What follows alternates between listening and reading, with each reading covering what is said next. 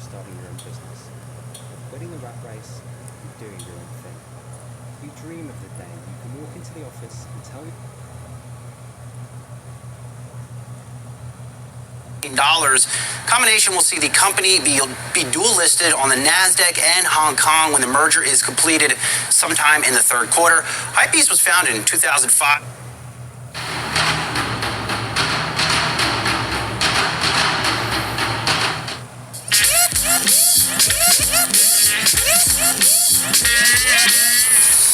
My name is Kevin Cohn. My main focus is obviously Claude being number one of them, the brand, the retail juice, and distribution company District, as well as digital marketing agency Social Capital. I think growing up is a fun and also a difficult process. There's a lot of uncertainty growing up. And in the environment that I was in, there was a lot of people that were very well off and wealthy. That kind of opened my eyes to the hustle, and to work hard to get what you want, you know. I've always had a love for fashion. especially when we were kids, we would play a lot of basketball, and we would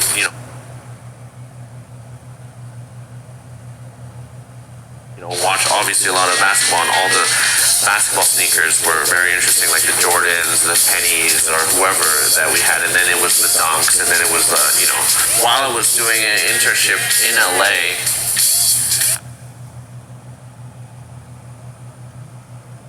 I was like buying and selling sneakers for a lot of people that were in the office because I had access to it coming from Hong Kong. And then afterwards it kind of, morphed into something more serious where we had an idea to open a store.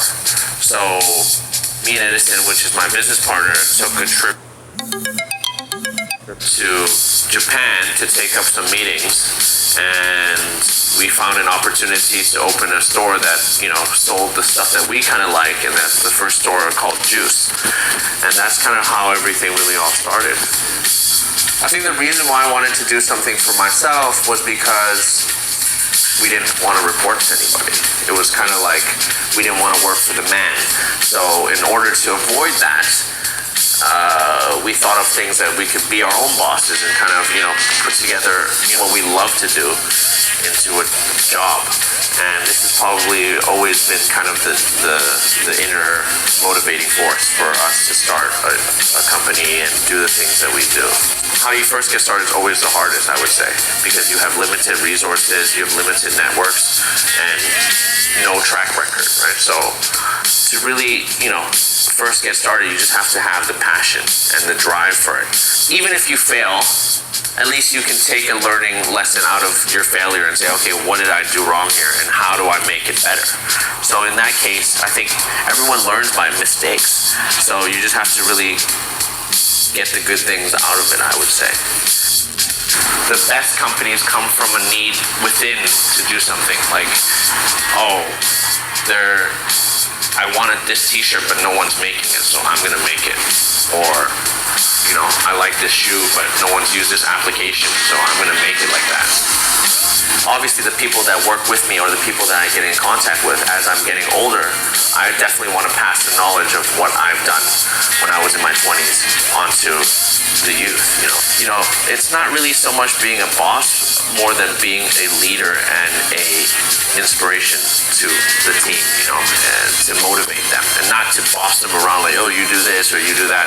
It's more like, how do we get the team involved and how do we excite the team to think on the same page and to, move ahead with the objectives is more important than I'm the boss. This is what it is. It's I feel like that's just like more like rap videos. A lot of it's about visualization. Like, none of this, everything that you see here just came from an idea. Like a seed. So you just have to water that seed and plant that seed and really believe in this seed that you have.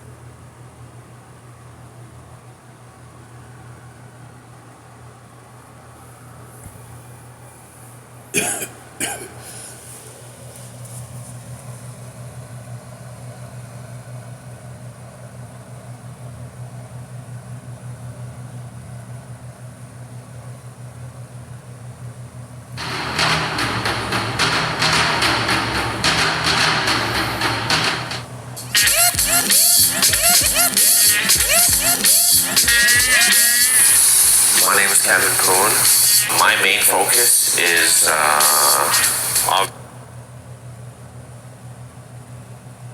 lately, haven't you? Paper cap. There you go, very appropriate, don't you think?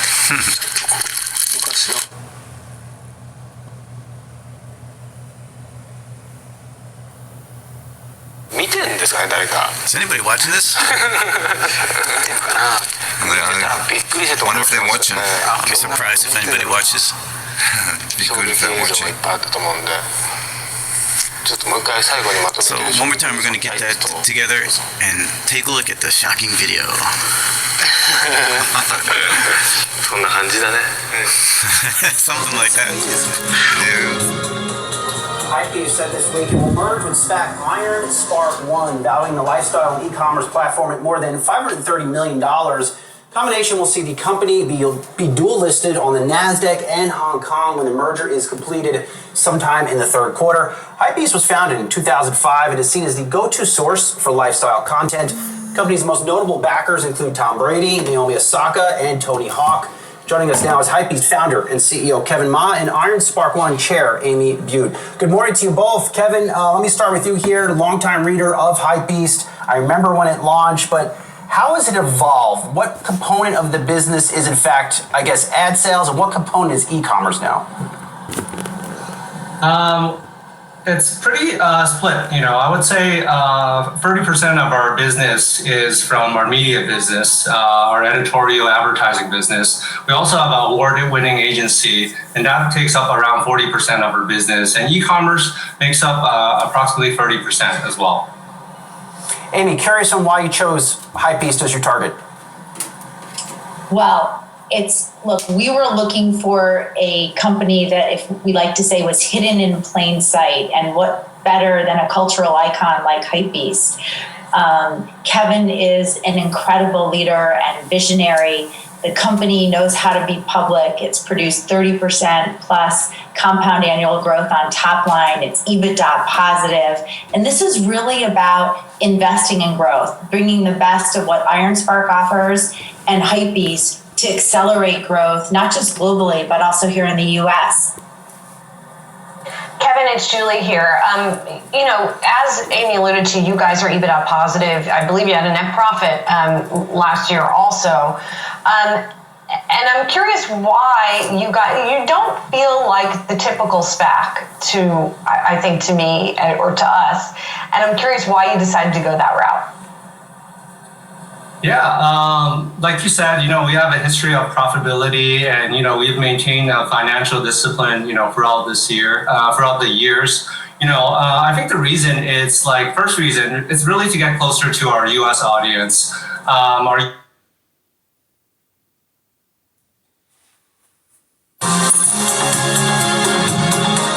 Hypebeast said this week it will merge with SPAC Iron Spark One, valuing the lifestyle and e-commerce platform at more than $530 million. Combination will see the company be dual listed on the NASDAQ and Hong Kong when the merger is completed sometime in the third quarter. Hypebeast was founded in 2005 and is seen as the go-to source for lifestyle content. The company's most notable backers include Tom Brady, Naomi Osaka, and Tony Hawk. Joining us now is Hypebeast founder and CEO Kevin Ma and Iron Spark One chair Amy Bude. Good morning to you both. Kevin, let me start with you here, longtime reader of Hypebeast. I remember when it launched, but how has it evolved? What component of the business is, in fact, I guess, ad sales, and what component is e-commerce now? It's pretty split. I would say 30% of our business is from our media business, our editorial advertising business. We also have an award-winning agency, and that takes up around 40% of our business. And e-commerce makes up approximately 30% as well. Amy, curious on why you chose Hypebeast as your target. Well, we were looking for a company that, if we like to say, was hidden in plain sight, and what better than a cultural icon like Hypebeast. Kevin is an incredible leader and visionary. The company knows how to be public. It's produced 30% plus compound annual growth on top line. It's EBITDA positive. And this is really about investing in growth, bringing the best of what Iron Spark offers and Hypebeast to accelerate growth, not just globally, but also here in the U.S. Kevin, it's Julie here. As Amy alluded to, you guys are EBITDA positive. I believe you had a net profit last year also. And I'm curious why you don't feel like the typical SPAC I think to me or to us. And I'm curious why you decided to go that route. Yeah, like you said, we have a history of profitability, and we've maintained financial discipline, throughout the years. I think the reason is first reason is really to get closer to our U.S. audience. Our U.S. market is one of our biggest markets. We really want to get closer to the retail investors and institutional investors who never really had a chance to invest into Hypebeast easily before. So, listing in the U.S. makes a lot of sense for us. And in addition, I think partnering up with IronSpark is also amazing because they come with a diverse set of skill sets. I think they can help us go to the next level. We have Josh Breers, who's the CEO, founder of IronSpark. He has a proven eye for discovering companies before they're big. We have Amy Butte here. She's the former CFO of the New York Stock Exchange. And Trevor Edwards, he is the former president of Nike for over 25 years. So, I believe this wealth of experience will really help us grow further. Kevin, as part of that going to the next level process, what do you envision for your platform? We've seen reports that you're going to be going into more direct battle with the StockX and selling more things online. How do you think about it? Yeah, I think e-commerce is really important. Our mission is really, going to be the same as before. For the most part, we're going to be driving culture forward. Really building something that myself and our team is going to be, find useful and educational. We not only want to expand in the U.S., but globally in new regions. We're going to invest into talent, technology, building our community, and really create a connected ecosystem where our loyal users can really learn, shop, and interact with each other. And e-commerce is part of it, including newer initiatives such as Web3. We sold our first NFT last year, and we're working with different clients in the crypto space already. So we have plans to do something big there. One of my favorite parts about Kevin is how humble he is. There are 26 million social media followers of Hypebeast, and there's so much opportunity to leverage in a luxury apparel market with a $1.6 trillion TAM. So raising these funds is really about accelerating, if you will, the brand of Hypebeast and the reach of Hypebeast. And on that point, Kevin, it's interesting to me, and maybe I'm just, a Gen Xer and I see things differently, but it's really interesting to me that marriage of content and e-commerce, right? And that it's interesting because there doesn't seem to be this sort of conflict or tension between those two that there used to be, right? That there's sort of this seamlessness. How do you think about that changing cultural moment where it's okay to be a hype beast? I guess it's okay to sell your stuff at the same time that you're commenting on it. Well, I first started the business, back in 2005 because I was a fan of, the sneaker culture. I was lining up for sneakers. I was finding information online about sneakers, trying to, cop the most coveted and limited edition sneakers. So, and from that, I founded Hypebeast because there was such a wealth of information out there and, nobody was sharing it. So I started sharing it. So that's how Hypebeast started. So, product, was always from the day one. We never had a problem talking about product. We were very inspired by product design, sneaker design, fashion design, luxury goods as well, and also, arts as well. It's all beautiful things in the world that people can be inspired by. And obviously you inspired Amy and the folks at IronSpark. And I want to ask another SPAC question to you, Amy, which is obviously there's been a change in the SPAC regulations that the SEC has put forward. Did you guys have to change it all? Sort of the process you were going through as a result of that? Did that make things more challenging? Look, I'd like to say we're ahead of the curve. When we went public last June, we said we wanted to be a different type of SPAC or SPAC 2.0. We're operator oriented. As Kevin said, we come to the table with a lot of operating experience. We're a smaller size, no warrants, which makes us less dilutive to founders and to investors. We were the first ever to pay dividends. We're not coming to the market with a company that has no revenue. There's a tremendous track record of revenue growth and earnings. So a lot of what the SEC was talking about were things that we think needed to be changed in the SPAC market anyway. I believe that there is a space for SPACs in our U.S. capital markets, and I also believe that evolution, is the right way to go. Kevin, lastly, as someone so plugged into fashion, settle this debate for me and Julie. Are mom shorts back in the season? Why or why not? I don't even know what mom shorts are, actually. I would say no. I would say no. I know that. How about this, Kevin? What is your favorite pair of sneakers that you own right now, then? Oh, there's so many. I can't really point out one. I used to have so many sneakers, and I'm actually cutting down on sneakers because, my closet is just too full, So, but, Hypebeast is not only about sneakers. We're about, art and cars and watches. So, my interests are pretty wide and varied right now. Well, we look forward to following your journey as a public company. Hypebeast founder and CEO Kevin Ma and Iron Spark One chair Amy Butte. Good to see you guys. We'll talk to you soon.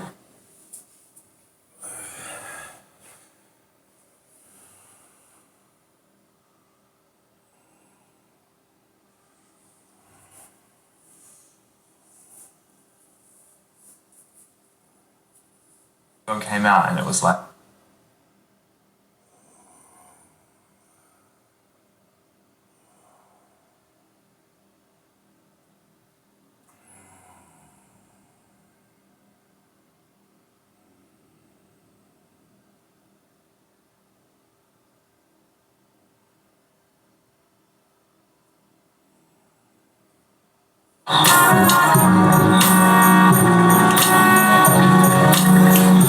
I did 3 shows at the Hollywood Bowl on no sleep. I had this 2-week period at the end of the tour where for some fucking reason I just couldn't sleep.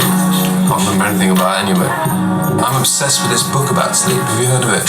Why We Sleep. I've heard of it, but I haven't read it. It's amazing. If you don't dream enough, you don't process enough, and in a dream state, the dream state, you develop your ideas. Scientists have had their best ideas. Musicians have had their best ideas. You have 2 types of sleep. One is like a defragmentation of your hard disk, NREM, and it's literally like a radar that beeps. Like when they scan it and they put it on an MRI or something, well, it's just literally all brain activity ceases, right? Like that. And it goes to cycles. Then you have an REM period, and an REM period there's more activity in the brain than there is during the day. If you don't have that, you don't develop, you don't process the stuff that's happening to you. It sticks. Yeah, and there's now, they think there might be links to autism with children if they don't get the right enough, because one of the things you process is the ability to subtly understand people's language and physical and all the signs that, your ability to integrate in society and to other human beings. Happens whilst you're not conscious, or at least conscious in an awake state. As a lot of other things that you process do. The best bit is I'm 50 and it says, this whole bit in the book that says napping. Napping is completely legit. You must nap. It's totally good. Societies that still have the culture of siestas or napping, the health improvements, the health benefits, undoubted. Why do we push ourselves to the degree where logic plays no role in health and well-being, do you think? Like just an amateur idea, because I still do this to myself, and my wife will go, why are you doing this to yourself? Stop, take a break, whatever, and yet I'm still like, no, I'm compelled to just keep pushing, and I don't know why. I don't know where I learned to do that. It's crazy thought up with it, aren't we? I mean, the balance that this sacrifice, and the sleep is the first thing to go, because we have so much to do in our day, but you get diminishing returns, and that's what I find interesting is if you're an artist or a scientist or whatever, you spend a lot of your time trying to find solutions to problems, and you can't do that. You're inhibiting your ability to make good judgments or good decisions if you don't rest, if you don't relax, if you don't assimilate the things you need to figure out. I used to come into these kind of conversations and I'll be mining for information, hopefully in a really nice way, but I'd be searching for ways to get things out that I don't even think some people want to tell me. I don't know why I did that. And I think it's your job, isn't it? It is my job, but we can do this in an empathetic state, in a way that actually is more of a trade between people, I think, rather than a sort of I'll ask you questions and you'll answer them. And I raised that because I think that for the longest time you rejected that. You were like, no, I don't have to answer that question. No, I don't like this trade. And it felt like the trade didn't work for you for a long time. And I've kind of recognized that it's a weird trade. I think you go through this experience where the way I used to do it was like I was really honest. If someone asked me a question, I would answer honestly.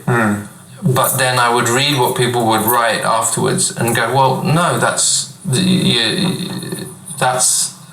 taken out of context. That's not what I meant. And you see yourself in print much as when you see yourself in the mirror first time naked and you go, ah! Yeah, terrifying. Awful. And that just keeps going and going and going because you're forced to do more and more and more. So you're trying to come up with a strategy of like, well, I don't really want to see this bit of me naked, so I'm going to avoid it. Yeah. But that doesn't work either because they just write anyway. Once, like when I was in Germany in the late 90s, waking up, turning on whatever music channel it was, and there's Lou Reed destroying. Legendary behavior. Yeah, but I watched it, and when I watched what he was saying, and it's like, it's totally fair enough. He's like, they ask him some question, he's like, that's a stupid question. Next. But he's right. It was a stupid question. And it's our job to try and limit the amount of stupid questions. What? He could. It's Lou Reed.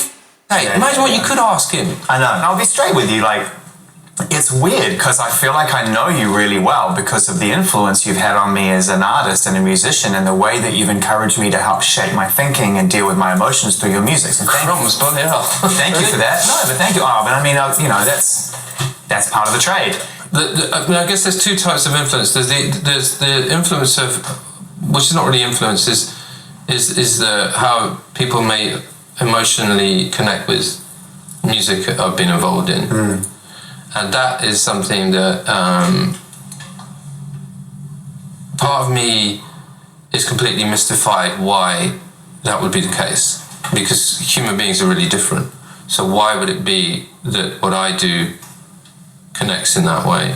And the only answer I ever give to that was like, I discovered maybe when Radiohead first started making records, I discovered maybe around the bends that the bit I didn't want to show, the vulnerable bit, the bit that would be on stage and be in these situations and just have to deal with it, but didn't want to, the bit that wanted to sing about my own feelings but was scared of what that bit was the bit that mattered. And you could put up a million defenses and different things, but that's what mattered and that's what people connected with. There is certainly, when you discovered that early on, and like I said, you haven't gotten to potentially as much of a rhythm as you might be in now, where you're able to create music for yourself and understand it. It means something to us. But in the beginning, realizing that the more transparent, the more honest and vulnerable I am, the more I pull that out of me and share it with people, the more it matters to people. That's quite a responsibility, whether you acknowledge it or not. It can take you by surprise because when you're especially doing concerts and stuff, then that's when you reconnect back with how people react to your music. When you're in an abstract space like your own studio, you don't have that. You're thinking. You're not thinking about, I'm thinking about me. Why aren't you thinking about me? I'm sorry. But I'm thinking about me. Because in those situations, like there's a sort of like a hit I have to get out of it. I have to, like on this record, just random example, trying to develop how Dawn Chorus, the song, was going to work. I'd like put her into my studio and try and find the right combinations of voicings on the synthesizers I was using. Couldn't find it. Tried again. But I just needed that hit because I knew when I found it, I would have my way into the song, and thus it was. So things like that matter to me, and they are sort of obsessive or whatever, but there is an emotional connection I have to find, just like everybody else does. When an artist is repeating themselves because they think that's what people want, they're fucked. It's all over. Okay. So that leads me to the second point I was going to make about the influence thing. Yes. All I have done with my compatriots in my band and then myself is try and create enough a space of safety around what we're doing creatively to carry on feeling free, to experiment and be wherever we want to be. aware all the time that it's fundamentally a business, and you have to play games and you have to make compromises and all this stuff, and essentially you've got to like be prepared to torch it at any moment. Right from the beginning to now. No bluff. No bluff. There's never a bluff. No bluff. No. I'm doing the Brexit thing. I've got a gun to my head. Like, you give me what I want, right? And of course, that's slightly different because they're not going to get what they want. Because they've got nothing to trade. I've got something to trade. See? Thank you. No, we're back where we were. Yeah. I'm so glad you mentioned Dawn Chorus, and it's a good place to start. In fact, it's actually better than that. It's the perfect place to start because it's on an album start to finish, which I love. And I've always loved your solo albums, but this one to me is like is another level again for me. And Dawn Chorus is such a beautiful moment on the record. And you talked about needing that hit, recognizing when you find it. What does it feel like? How do you react? Like, I straight up, Too Old to Lie, floods of tears in the car first time I heard that. Tapped into whatever else was going on in my life, personal stuff. Yep. Thought I had it all under control. That song comes on, forget about it. Absolutely. That's what I'm talking about. Forget about it. So what does it do to you? Same. Yeah, same. Same. That's the f***ing point. On a musical and sort of technical level, I was deliberately trying to find something as cold as possible to go with it. Like, I sing essentially one note all the way through. Yeah. It's just fucking one note, man. And the chords just go round and round and round. There's nothing happening. Oh, but it's other than the words. There's nothing happening. Yeah, but that's the brutality of it in the best possible way. It was, sometimes I can do this, not very often. Sometimes I can just sit down and the stream of consciousness from one end to the other tells me what I want to say before I've had time to actually say I want to say this. So it just came out. One of my favourite musical experiences recently is going on the last Radiohead tour, where we had 3 nights at Madison Square Garden, and we did 75 to 80% of each set was different every night.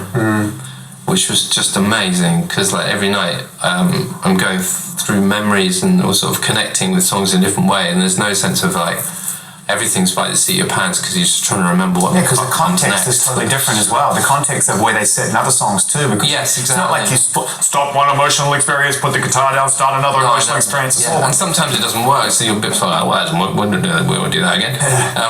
But yes, it's hit and miss, and it's like, but you and the audience are both sort of experiencing quite a lot of similar things. It's kind of cool. It seemed like you were having one of the best tours ever. I was really enjoying. Well, we all were, because we could all hear each other. We were all sort of just open to how each other was playing, and there was a sort of joy, sort of celebration to it, which I really didn't expect. So it was really cool.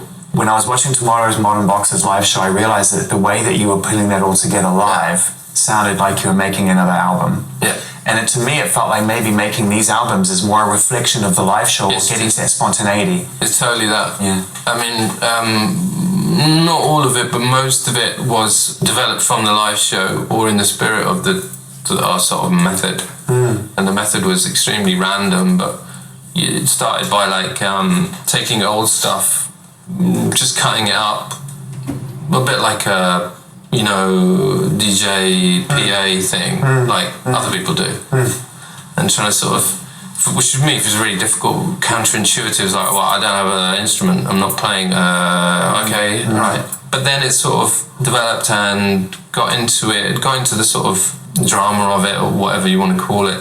So that's how it happened, and that Nigel was basically sifting through my ideas and collaging them together, and we'd have a loose idea to begin with, but not much. And I mean, there was, in the early days of developing these shows, I was going on without the lyrics and making it up on the spot and then listening back.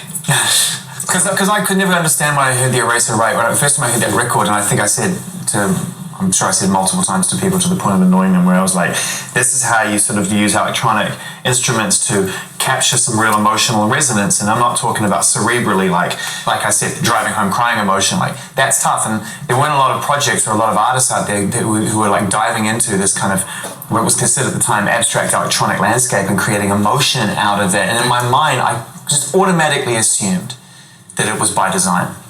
And I really realize now in the last 24 hours that it was actually out of the desire to get yourself into a place where you were as surprised as anybody else. That's spontaneity. When I'm rooting around ideas and stuff, I don't really, it's like a child playing with Lego. I'm just making stuff. Yeah, it fits. We'll see what it made later. Yeah. And then I put it all in a little, I lay it all on the counter for display. And see which ones he likes, and then we focus in on that. And then because someone else has some sort of reaction to it, I have a reaction to it.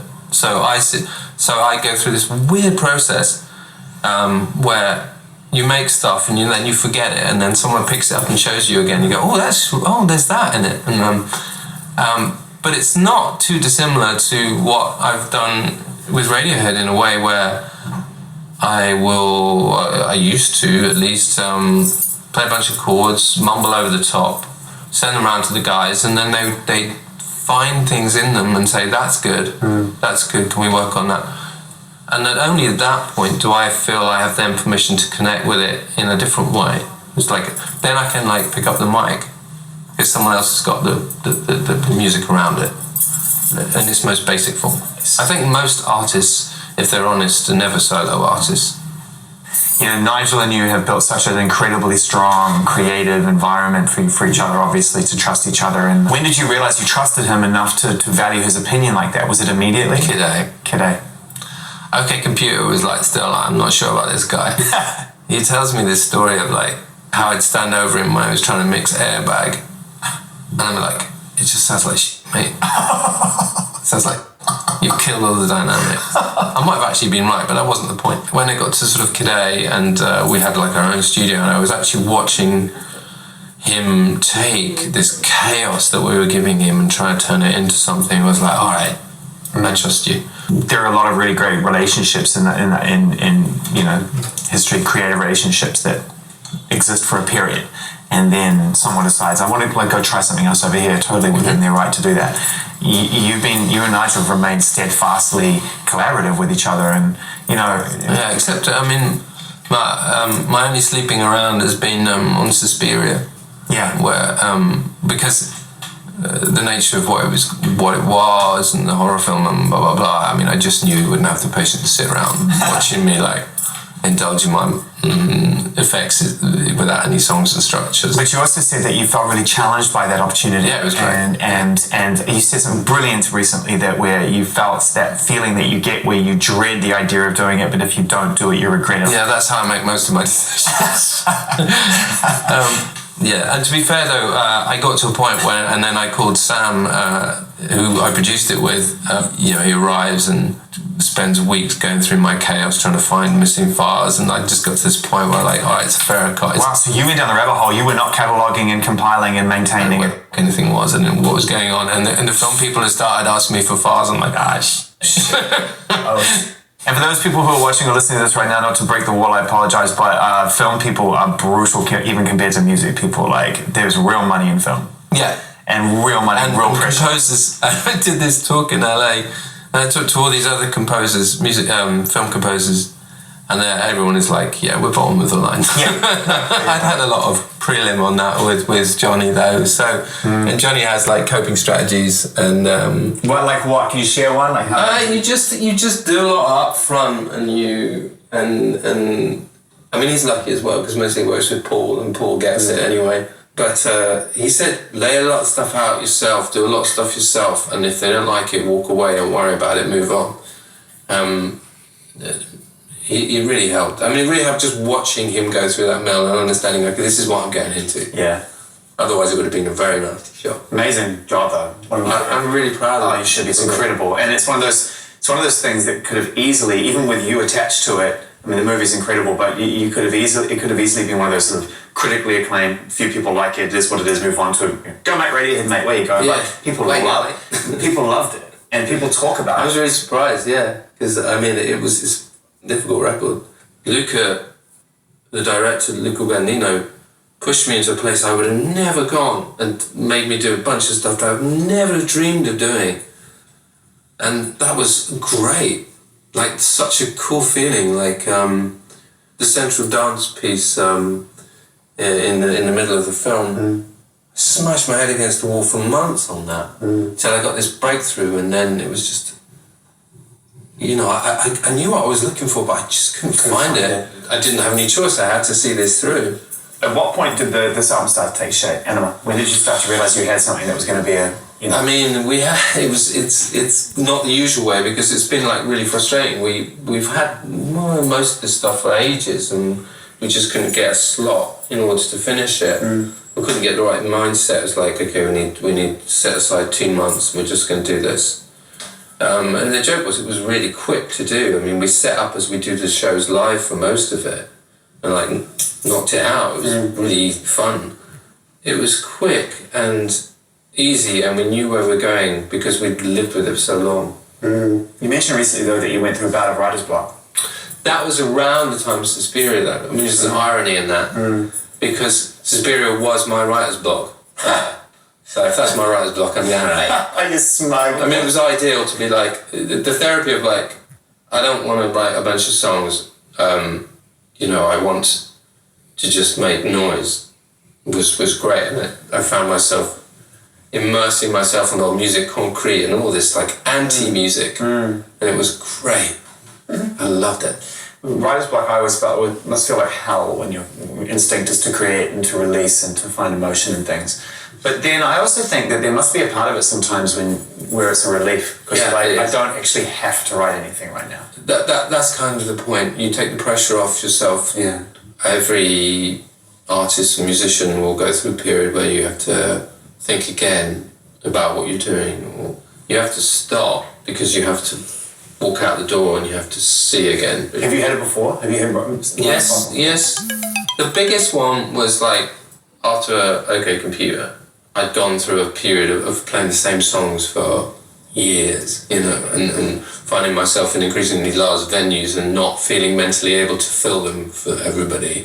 So in fact, just shrinking mentally and physically. Yeah, I always remember watching as a fan that time and seeing the movie and all that stuff that was going on, and thinking that the prevailing takeaway from that for me was that you had been writing from outside the room, that you found yourself inside the room, and now everyone inside the room's like, how's it feel to be inside the room? Yeah. And they're like this far away from and you. you're like, I was writing about it because I'm actually supposed to be outside the room. Yeah, well, it was that, but it was also, yes, a massive upheaval of everything. The fight to be seen and recognised was like, okay, I don't have to do that anymore. When did you start to focus on more specific things that matter to you and should matter to all of us in your writing and in your music? That's bullshit, and these guys are crooks, and this thing needs to be fixed. Politics. Yeah. That was starting to happen in Kid A. I didn't really feel I had a choice. Go back to that thing of like, you know, I can't not do it, I'll regret it. I do remember having a phone call with Johnny, like, this always sticks in my mind. When I was proposing to call the record Hail to the Thief, he said, that's too much, man. It's too much. Maybe he was right, actually. He was taking it too far.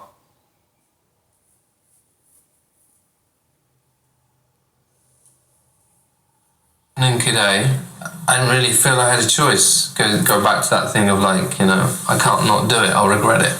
I do remember having a phone call with Johnny, like, this always sticks in my mind. When I was proposing to call the record Hail to the Thief,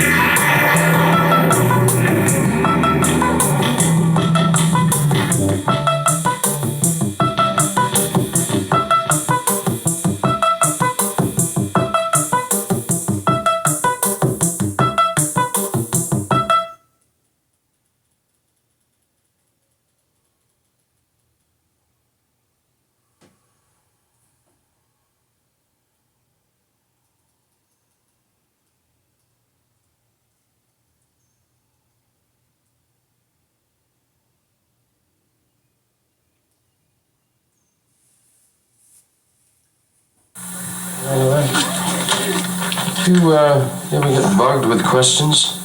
Oh, no. Is there anything anybody hasn't asked you by now? I think they've asked me everything so far. You read all the fan magazines and 16 and Fave and Hype and Spec and Mickey and Mouse and whatever they are. This poor man's life has been dissected completely. However, there must be some questions because we got a ton of mail, and I'm just going to rip off some of them. And if any of you here have some, you got a question you want to start with? Yes. When's your birthday? August 29th. 2 days after mine. 2 days after yours? Are you both under the same sign? Yeah. What is that sign? Virgo.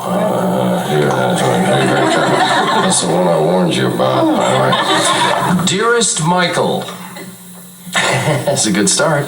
So, Urbana, Ohio, Marie Montez. I love you more than any other star. I read all the stories about you and I belong to your fan club. I read in 16 that you have a pet snake. Do you have a snake? Oh, yeah, Rosie the Crusher. I have a snake, boa constrictor. You putting me on? No. Where does Rosie live with you? In my room. Oh, that's nice. I like that. How old is this snake? It's 2 years. Had him for about 2 years. Do they ever get too big so you got to turn them loose or anything? Well, they're known for choking people. And they get about... What are you, some kind of a nut? Get about 32 feet. But I guess about 16 and a half will turn him loose in the neighborhood. We live in the same neighborhood. I appreciate it if you wouldn't do that. Dear Michael, I live in Tampa, Florida. Will you have a concert here this summer? Deborah Stokes. I think we just left Tampa in March, but I think we're going to work around to it again. You got a concert tour that started last night, as a matter of fact. I'm going to talk to you about it in a little while. Dear Michael from Long Beach, Deanna Carroll, who's 16. What school do you go to? Do you go to a school? Yeah, I go to private school in the Valley. Do the kids stare at you because you're so rich and famous? Do they? Do they stare at you? Not because of it. It's kind of a school like the kids already in the business, like. There are other singers, dancers, and aerialists, and jugglers, and tumblers, and so on. Covington, Kentucky from Jan. Dear Michael, who is your favorite singer? I like the Temptations, Three Dog Night, and Staple Singers. All right, Tracy Balsam, Highland Park. We picked this one because this was the most frequently asked question. Do you know the Osmond brothers and are you friends with them? Or do you fight like fiends? You hate each other? Tell the truth now. Okay.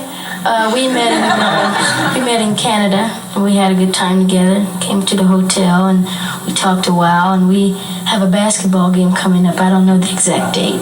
Oh, I would love to see that. I know both of these groups of people, and I can tell you objectively they are equally talented in all of that. You know all of their professional qualifications as people. They're about the greatest folks I've met. If you counted them all together, there must be a dozen or more Jacksons and Osmonds, but it's a good combination. Can we do another one of the songs from this album? Sure. Hey, will you scoot over there and I'll give you a microphone and the usual paraphernalia, and then I will show this to you one more time. There's so many great sides in here. You did one by Bill Withers that I love. This is not it, but this is one of my favorites. And again, ladies and gentlemen, Mr. Michael Jackson.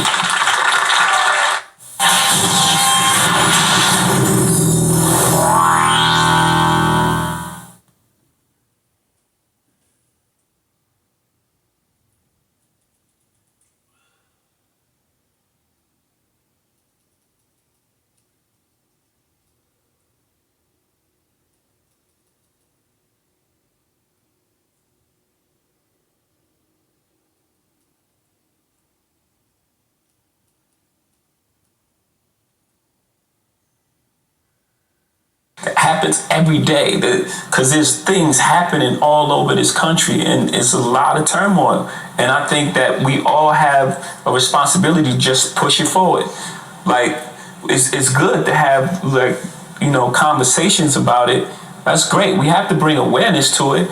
So I'm not knocking the conversation. I actually welcome the conversation. I want to be held to a higher standard. I'm not even gonna say higher standard. I want to be I want to be held accountable for what I'm doing, right? It keeps me sharp. Let me know that I can't play around. I have to do what I said I'm going to do. I'm self-motivated, so that's fine. The extra pressure is fine too. What I'm saying is, things are happening all the time, and we are going through a tough time. And the NFL platform for us, what was exciting for us, Inspired change was already happening, and the NFL has a huge platform, and we can use that huge platform for. We've seen it happen, like when J.J. Watts, came the aid to everybody in Houston. The whole world forgot about all the turmoil they had with the NFL. Oh, that's a great thing. That's a fantastic thing. And if you can use that platform to do that in different areas, then it's a home run. That's the success. I think someone asked me what I would view success. That's the success for me. Thank you. Hi, Randy from PC. In his presentation, mentioned that the Super Bowl performance will be picked based on the city and honoring the heritage of that. Can you elaborate on what that means exactly and have conversations begun, like J-Lo and Ruth and Lacy's pick? No, not like that. Not in those terms. Like, typically when we had this conversation, you can't go to a city, plop a show down, and then leave. Like, at least speak to the community, speak to the things, speak to the guys that's on the ground, organizing things and trying to make things better in that sort of way.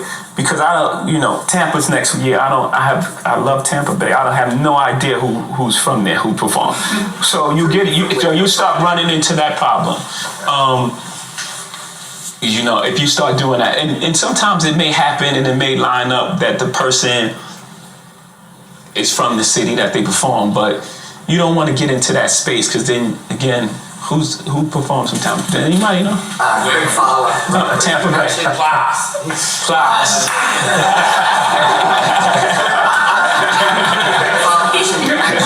There we go. Yes. You mentioned that people forget the role that Adam Levine played in this. I was wondering if you could explain exactly what role did he play in all of this.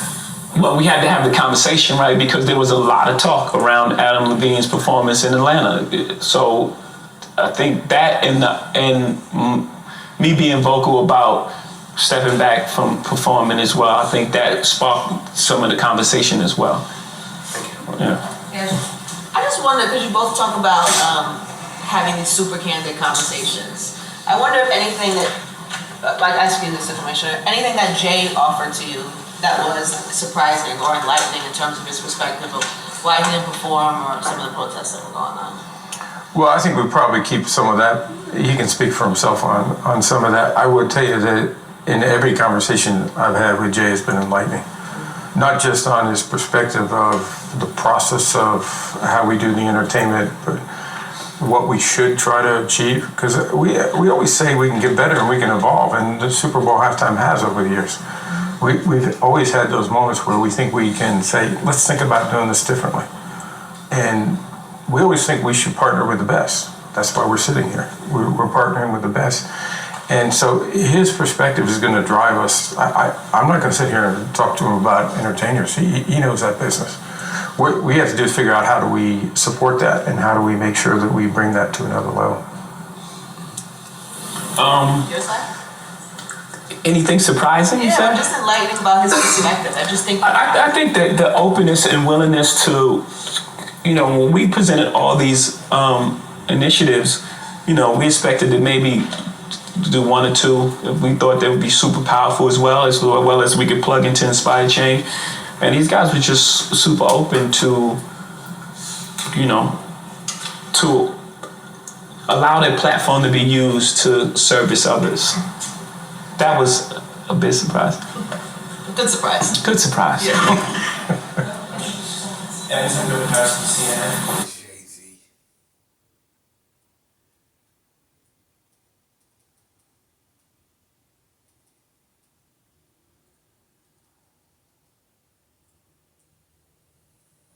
Ooh.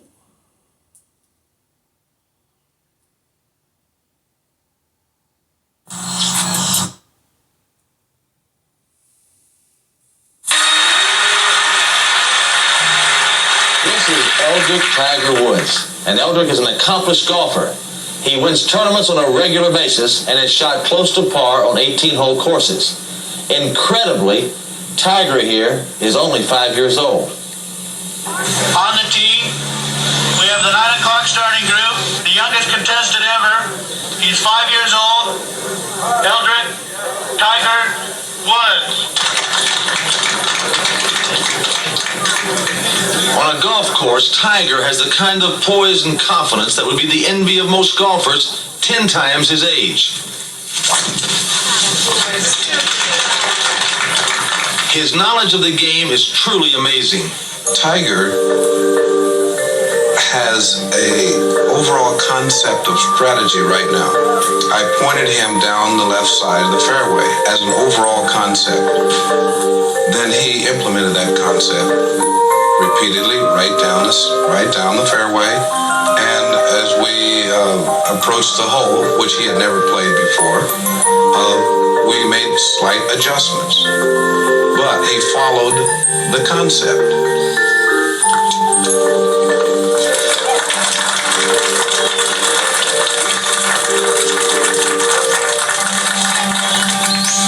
When he wants to hit something, he hits it where he wants to hit it, not only where, but how he wants to hit it. Par. Okay, you gonna make a par on the last hole? Uh-huh. Okay, all right, let's go do it. Okay. That's better.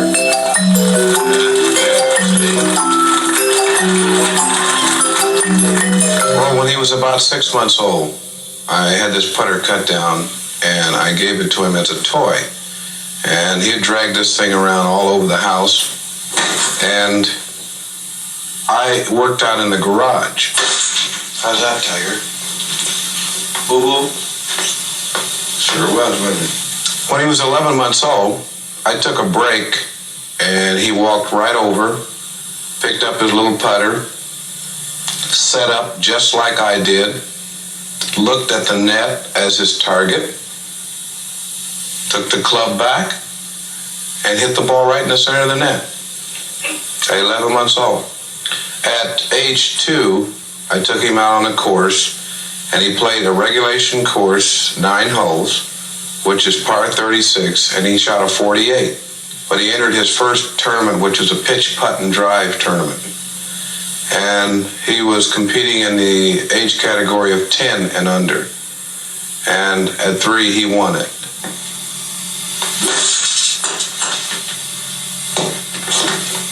Parents should be supportive.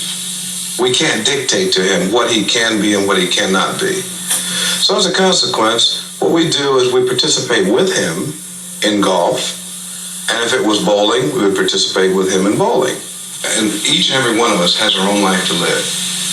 And he has a choice to live his life the way he wants to live his life. There's a lot of living ahead for Tiger. He hasn't even started school yet. That leaves a lot of time to share with his family. Maybe that's one reason why Tiger is more than just an amazing golfer. He's an exceptional person. Golfer and young man. Some of the things that he does are, you would see in one of the finest players in the world. His depth perception, the ability to hit the ball pin high up to the flag, and his judgment and distance and putting is really, really acute. You have a hard time beating him around the greens, no matter who you are. Like he has an awareness on the golf course of what he's doing. His ability to put together a series of shots for long periods of time is which enables somebody to either be a good player or a great player. And Tiger's ability to get it going and keep it going for extended periods of time is remarkable. There it is. Great shot. I'm going to be 20. I'm going to beat Jen Nichols and Tom Watson.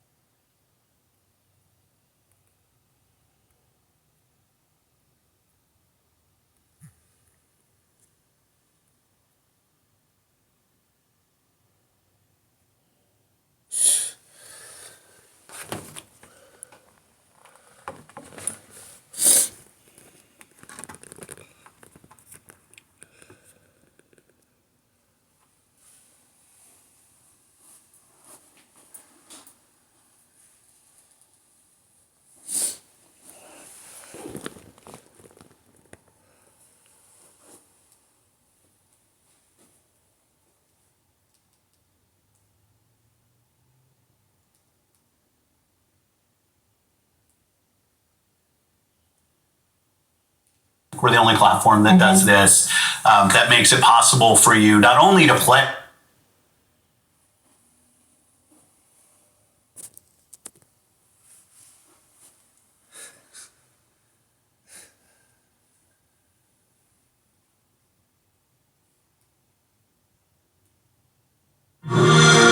Hello and welcome to the official Xbox podcast. I'm your host, Tina Amini, and we have a very special episode today, as you can probably tell by the fact that I'm joined by Phil, Sarah, and Matt. Welcome. And we're going to talk about some updates at Xbox. We want to talk about game exclusivity. We want to talk about Activision Blizzard now that they're part of our portfolio, how that might be an impact on Game Pass. And we want to talk about hardware too and how all of this fits into the strategy at Xbox. So where should we start, Phil? Well, when we originally had planned for the show, starting back in December, I think we probably would have started with Activision Blizzard, maybe talked a little bit about the exclusivity with some of the news coming up, and then hardware.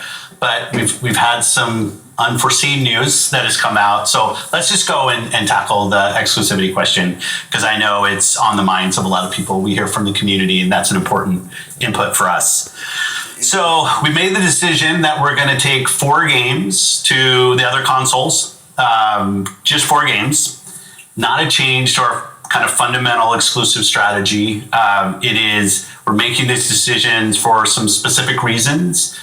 We make every decision really with the long-term health of Xbox in mind.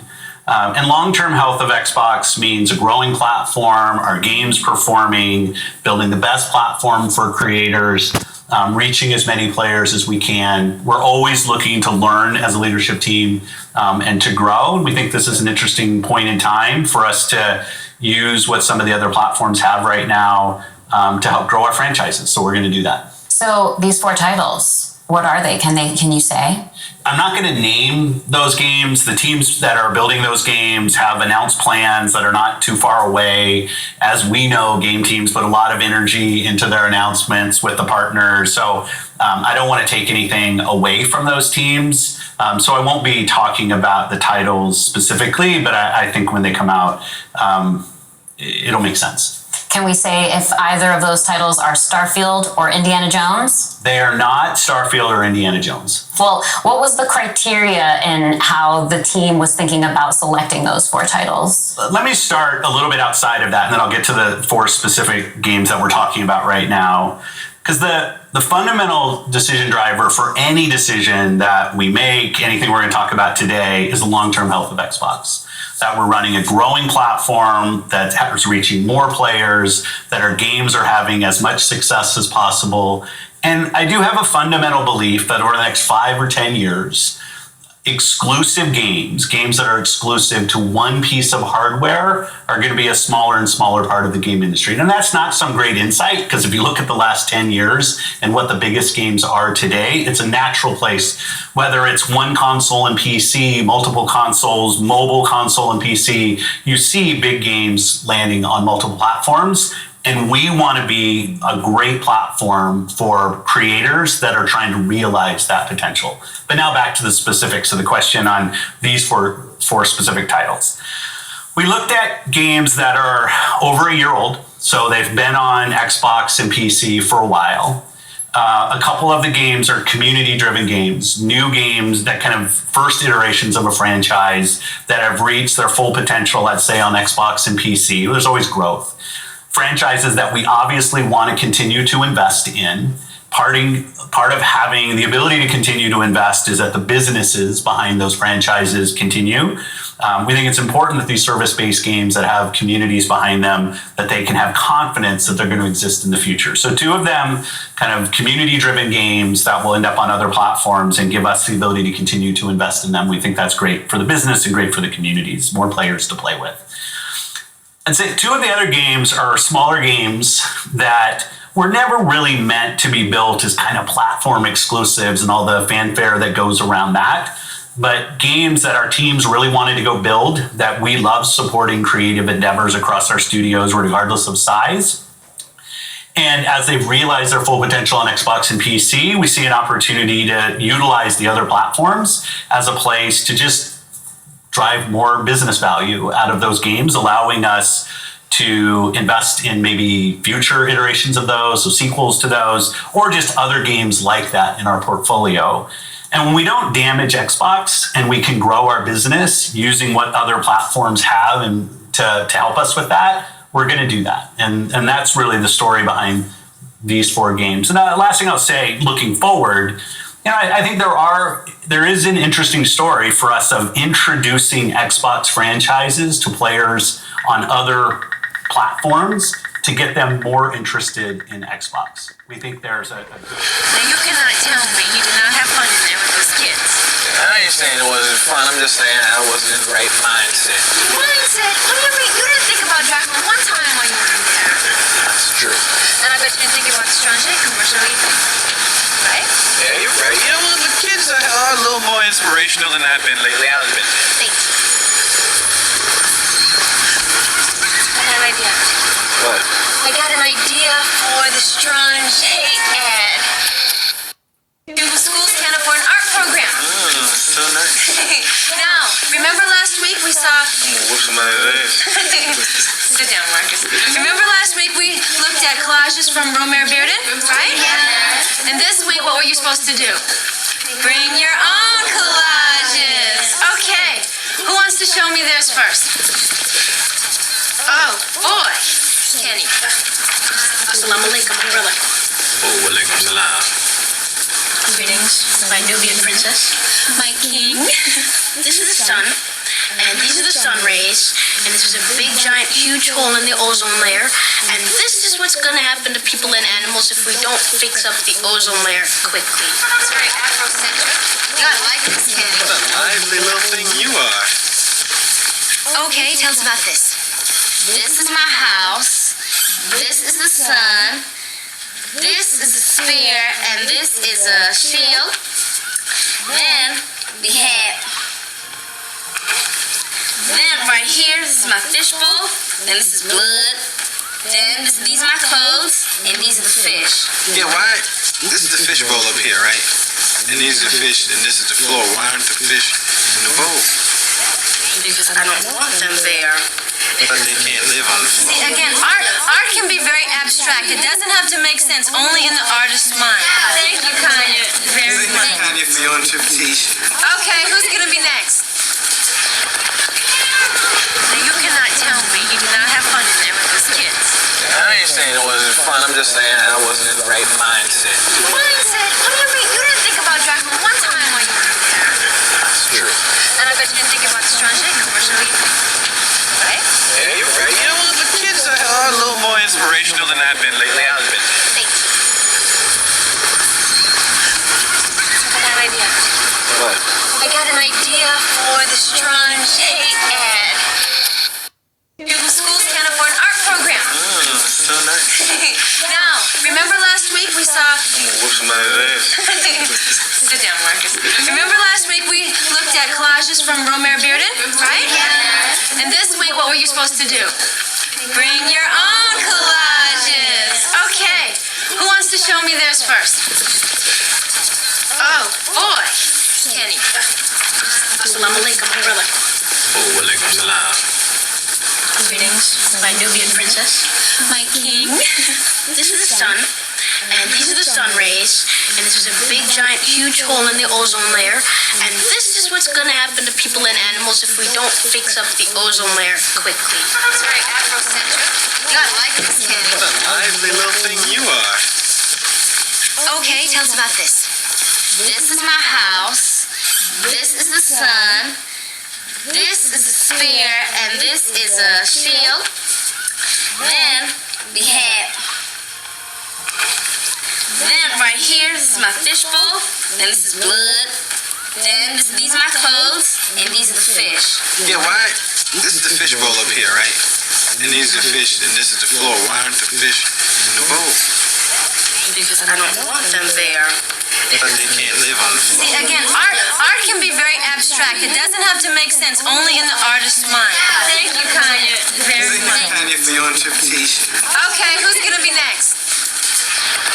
Now you cannot tell me you did not have fun in there with those kids. I ain't saying it wasn't fun. I'm just saying I wasn't in the right mindset. Mindset? What do you mean? You didn't think about Dracula one time Richardson-James commercial, right? Yeah, you're right. You know what? The kids are a little more inspirational than I've been lately. I admit. I got an idea. What? I got an idea for the Strong-J ad. Schools can't afford an art program. Oh, so nice. Now, remember last week we saw... Whoop somebody's ass. Sit down, Marcus. Remember last week we looked at collages from Romare Bearden, right? Yeah. And this week, what were you supposed to do? Bring your own collages. Okay. Who wants to show me theirs first? Oh, boy. Kenny. Assalamu alaikum, my brother. Oh, walaikum salam. Greetings, my Nubian princess. My king. This is the sun, and these are the sun rays, and this is a big, giant, huge hole in the ozone layer, and this is what's gonna happen to people and animals if we don't fix up the ozone layer quickly. That's very Afrocentric. You gotta like this, Kenny. What a lively little thing you are. Okay, tell us about this. This is my house. This is the sun. This is a spear, and this is a shield. Then we have. Then right here, this is my fishbowl. Then this is blood. Then these are my clothes, and these are the fish. Yeah, why? This is the fish bowl up here, right? And these are the fish, and this is the floor. Why aren't the fish in the bowl? Because I don't want them there. But they can't live on the floor. See, again, art can be very abstract. It doesn't have to make sense, only in the artist's mind. Thank you, Kanye, very much. Thank you, Kanye, for your interpretation. Okay, who's gonna be next? Now, you cannot tell me you do not have fun in there with those kids. I ain't saying it wasn't fun. I'm just saying I wasn't in the right mindset. Mindset? What do you mean? You didn't think about Dracula one time while you were in there. That's true. And I bet you didn't think about the Strong-J commercial either. Right? Yeah, you're right. You know what? The kids are a little more inspirational than I've been lately. I admit. I got an idea. What? I got an idea for the Strong-J ad. Schools can't afford an art program. Oh, so nice. Now, remember last week we saw... Whoop somebody's ass. Sit down, Marcus. Remember last week we looked at collages from Romare Bearden, right? Yeah. And this week, what were you supposed to do? Bring your own collages. Okay. Who wants to show me theirs first? Oh, boy. Kenny. Assalamu alaikum, my brother. Oh, walaikum salam. Greetings, my Nubian princess. My king. This is the sun, and these are the sun rays, and this is a big, giant, huge hole in the ozone layer, and this is what's gonna happen to people and animals if we don't fix up the ozone layer quickly. That's very Afrocentric. You gotta like this, Kenny. What a lively little thing you are.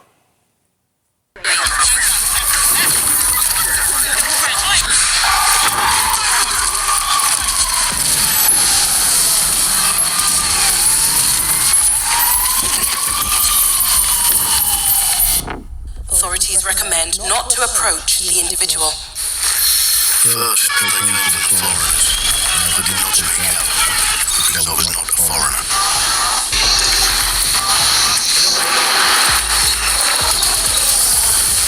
Then, they came to the protesters, and I did not speak out, because I was not a protester.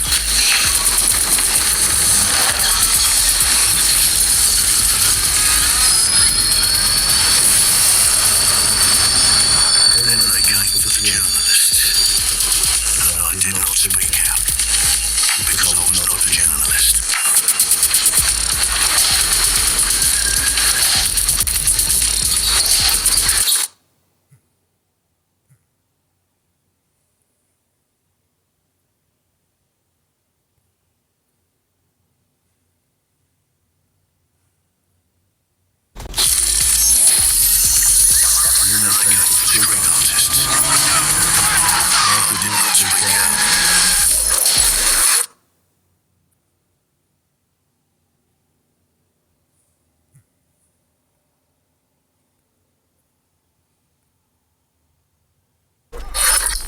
Because I am not a street artist.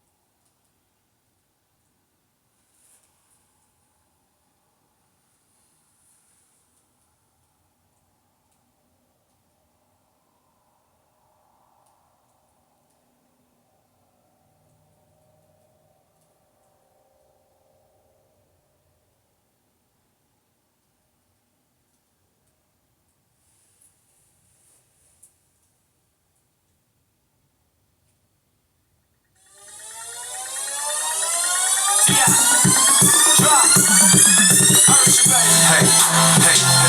what's happening, everybody? I hope they get my good side.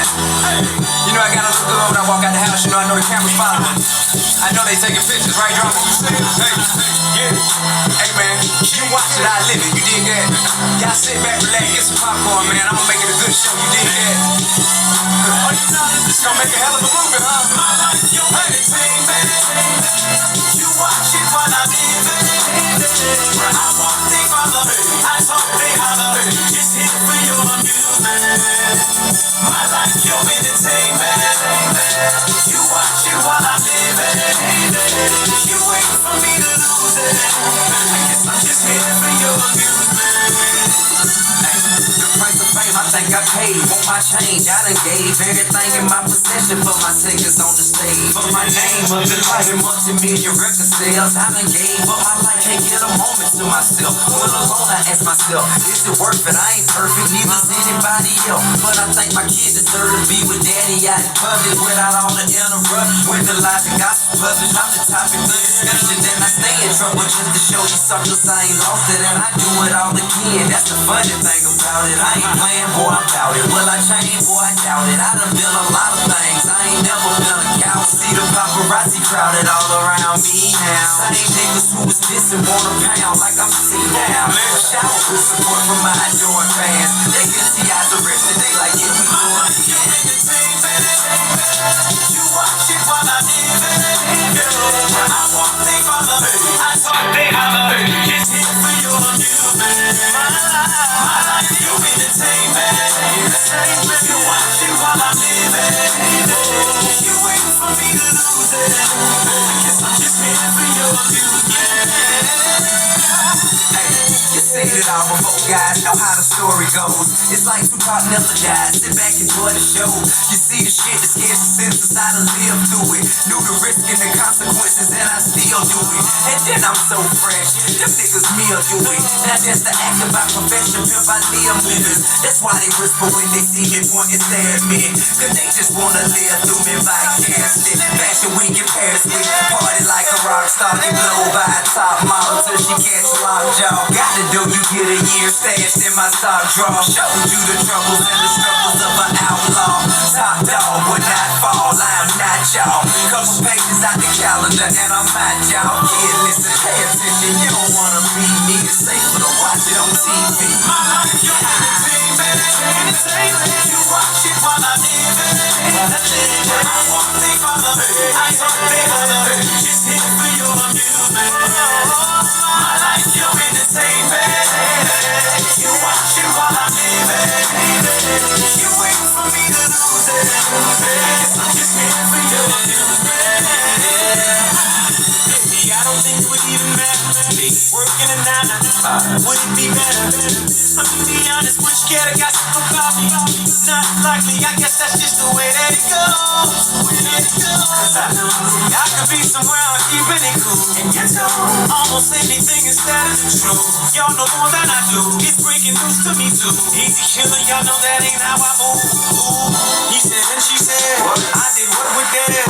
No, not me, I said me. She gave me no head, won't give me a gas. I pleaded the fifth. I know better than to ever talk doing the fair. Man, the flashing lights can buy your eyesight. So when you can't see what's wrong from right, wish out until you walk a mile in my shoes and understand this is who I am. Life could be such a blur. Obviously we prefer our privacy, but instead we endure. Yes sir, don't expect nothing less of me, cause it's gon' probably be this way until the death of me. But for the hustle and the lady on my arm now, plus all my kids and my moms, I'ma calm down. And yeah, we doing just fine. Time just flying. Live one headline at a time. My life, you entertainment. You watch it while I live it. I walk, they follow. I talk, they holler. Just here for your amusement. My life, your entertainment. You watch it while I live it. You wait for me to lose it. I guess I'm just here for your amusement.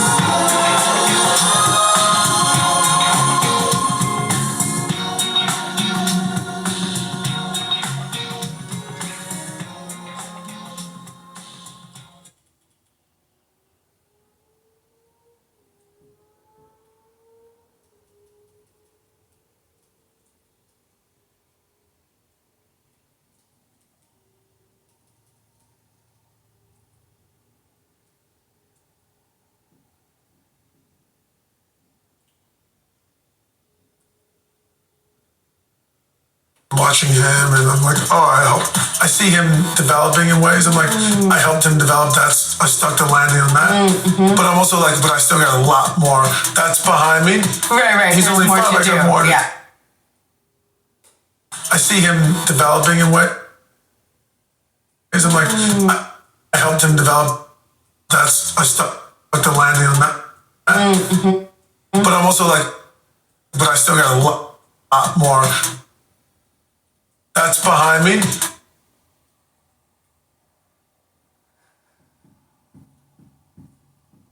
Right. He's There's only. more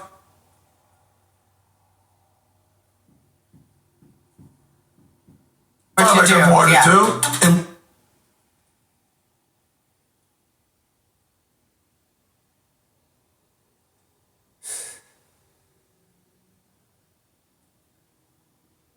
And work is hard for me to find those things because I will pick apart my things till there's nothing but a carcass left.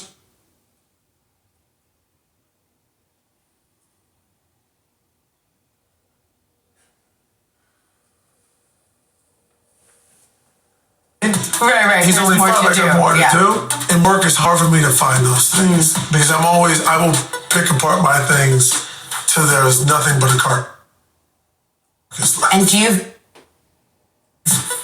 feel like that's part of your success? Yes. Yeah. Because I actually feed off and get literally a high off of figuring it out in the process, like going through it. Yeah. That's where I feel the most comfortable. It's where the joy is for me. Like premieres are fun, covers of magazines, especially because I never thought that I would have that kind of career. Like that's such a blessing and it's exciting. But for me, the joy is not the movie poster. Like the joy is 1:00 in the morning when I'm at my kitchen table and I'm looking at the script and I'm like, I don't know why do I say that word? I got to figure out why I'm saying that word in that moment. The thing that brings me the most joy is actually when the camera's on the other actor and I feel like I have given so much to that actor. That word in that moment. The thing that brings me the most joy is actually when the camera's on the other actor.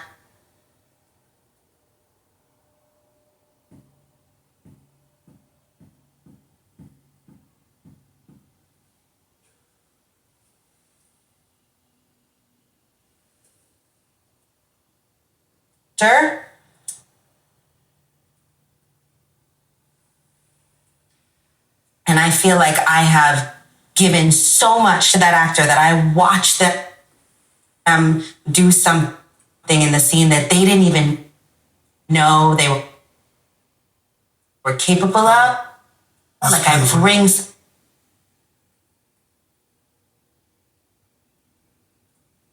something out of them that I know they're going to go home proud of the emotional truth that they were able to reach. That's my greatest joy. Wow. And where do you think that feeling comes from? Which one? Like the love of sitting there at 1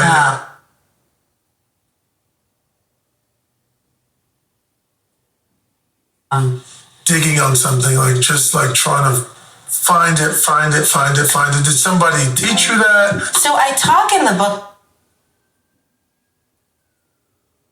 a little bit about how, like, in my household, I felt like there were truths that I wasn't privy to. And so I feel like I have this nose for truth where I'm always looking for like an emotional truth. And so that for me, when it's 1 a.m. and I'm trying to figure out why that word, it's because I'm looking for the emotional truth. When I'm across from the other actor, it's like, I want them to say that thing that they didn't know.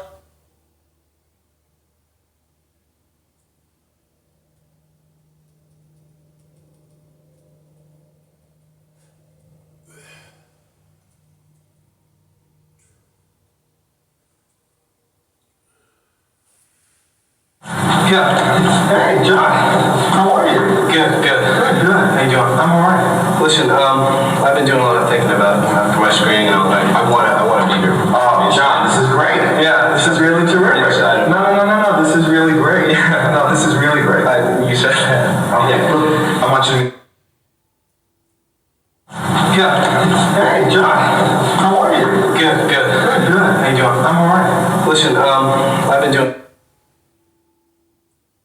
Yeah. Hey, John. How are you? Good. Good. Yeah. Hey, John. How are you? Good. How you doing? I'm alright. Listen, I've been doing a lot of thinking about for my screening and all that. I want to be here. Oh, John, this is great. Yeah, this is really terrific. No. This is really great. No, this is really great. You said that. Okay. Look, I want you to meet a couple of people. Come on. I know it's alright. I got it. No. There's a couple of people. The whole department. Just as long as it's not a big deal. We got it.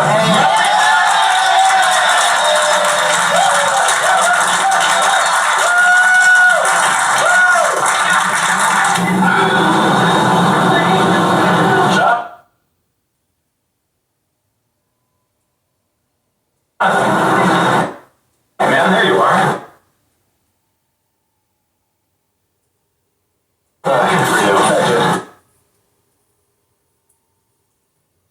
How you doing? I'm writing these scripts. I haven't read them, but Jessica says they're great.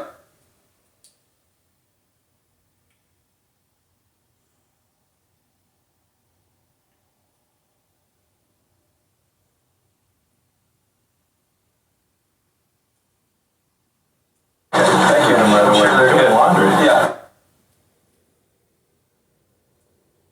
I shouldn't be doing that laundry. Well, I am. Thanks. It's actually going quite well. This should be surf. Well, it works. We should let this help. It works. Let me help you fold, please. Just leave it alone. Let me help you. Just leave it. I can do my own laundry. Just leave me alone.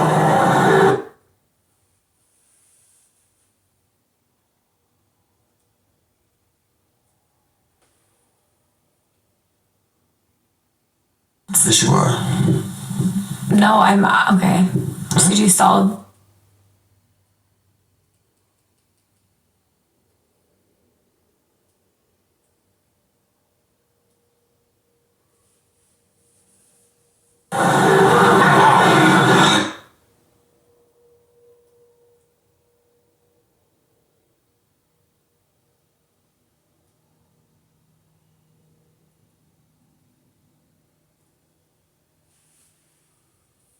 Your money offset. How do I make my money? Mm-hmm. Most.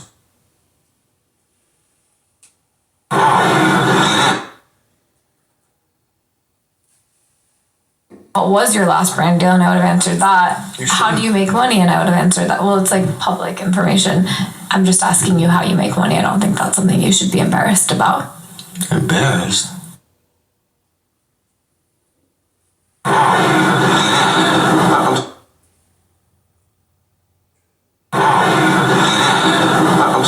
I'm sorry. I'm just, thank you for helping. I'm just under a lot of stress and wow, I guess so. Yeah.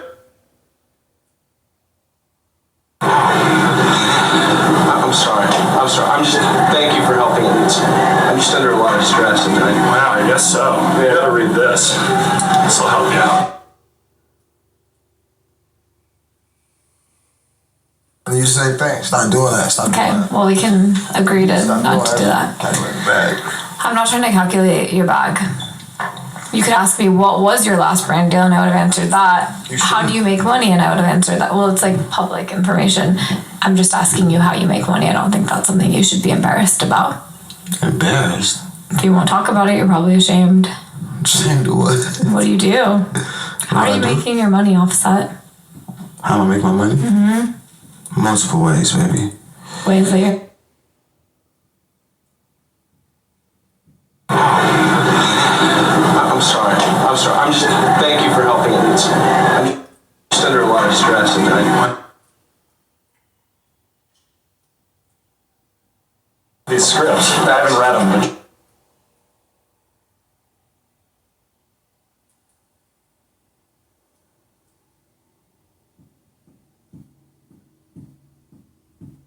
how do you make money? And I would have answered that. Well, it's like public information. I'm just asking you how you make money. I don't think that's something you should be embarrassed about. Embarrassed? If you won't talk about it, you're probably ashamed. Ashamed of what? What do you do? How are you making your money offset? How do I make my money? Mm-hmm. Multiple ways, baby. Ways that you're embarrassed of? Am I embarrassed that I'm making money? Why would I be embarrassed? How are you doing it? How? You won't tell me. You You can't give out all your codes. I'm not asking you for your codes. Yes, you are. No, I'm okay. So do you sell your? Do you make money from streams? Yes. Good job. Do you sell clothes? Yes. Good job. Look at this, the conversation, and you're answering my questions, and we're getting somewhere. Convo. You've just shortened every word I say. Huh? What do you mean, huh? You confusing me. You ask a lot of questions rapidly. You do that too. Yeah, we sing words really fast, and it confuses me. I'm from the South. Where you from? Here, Where? Southern California. What city, Tommy? Are you familiar with the cities of Southern California? Maybe, if you name it. Where is it? Like Riverside area. Where's your first name from? My mom said she had it in a dream. That's really sweet. Yeah, I love my mom. That's really sweet. You love your mom? Uh-huh. You sure? Mm-hmm. Okay. Are you and your mom close? Locked in. Do you talk every day? Yeah, pretty much. What do you talk about? We pray together, you know? Do you really? Yeah. And she just, you know, she talks to me and just checks on me. That's really sweet. Does she talk like to your mom every day? No. Does she like your kids? Does she like my kids? Yeah, she could not like them. I mean, she loves all of them and likes all of them, I'm pretty sure. You should ask her if you're just pretty sure. Does your mom like you? Like me? Is this the path she wanted you to go on? Tell the truth. This is getting really, deep. I'm just trying to figure out what kind of parents you had. Because I know that they never thought you would be an interviewer. So what was their goal? What was their end goal? My end goal over my parents? No, your parents' end goal for you. Oh, to get out of their house. And, go to college and, keep it real. They didn't care if I went to college. See, I think there's some cap in that. No cap. They were proud in high school when I got above D's. They hung that on the fridge. Actually, they hung D's too because they thought that was impressive. They didn't see college in my future. So what did they want you to do? Just stay out of trouble. What kind of trouble you get in? Skipping classes. What was you doing when you were skipping those classes? Laying in my bed, depressed. With? Depression. I mean, we're in high school now. We're kind of grown. During that time, you were just skipping school to just go to the crib and lay in the bed, or was there any extracurricular activities going on? I was working too. Where? Sonics. Yeah, I really. It used to be a Sonics across the street from my school. Guess what used to happen over there though? What? Everybody used to meet over there and fight.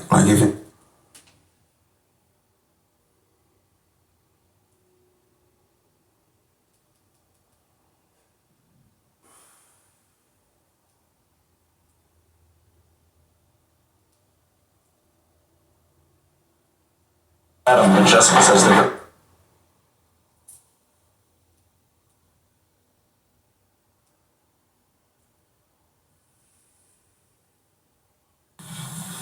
I mean, we're in high school now. We're kind of grown.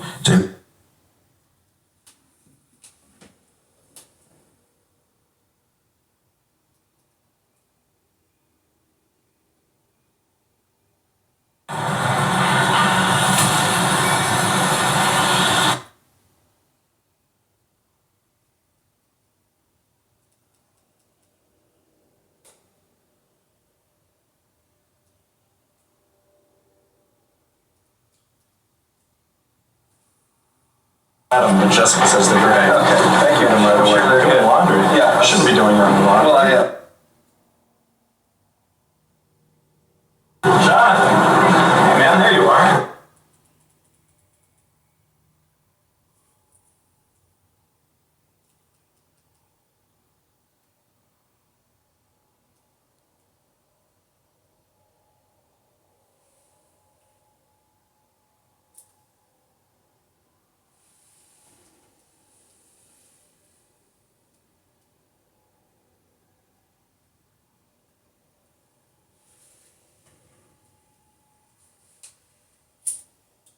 There you are. Good for you. How you doing? I'm writing these scripts. I read them, but Jessica says they're great.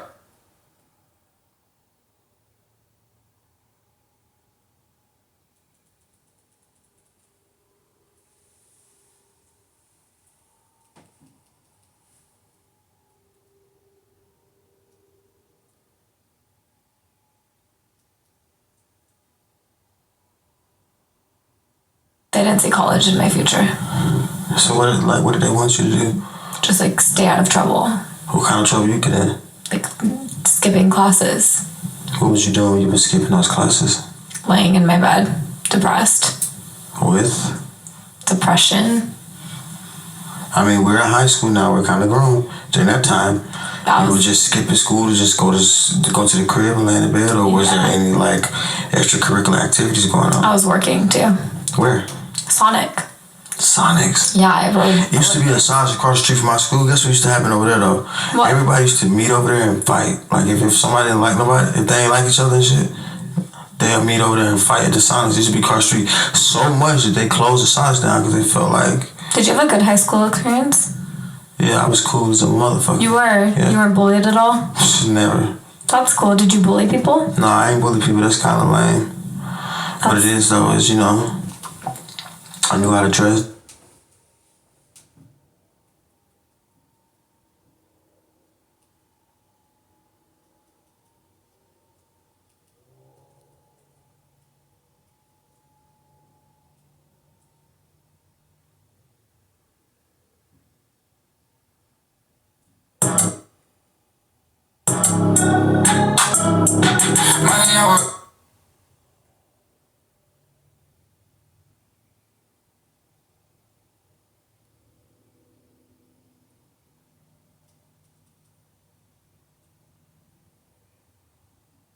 For them 150 people that were down there.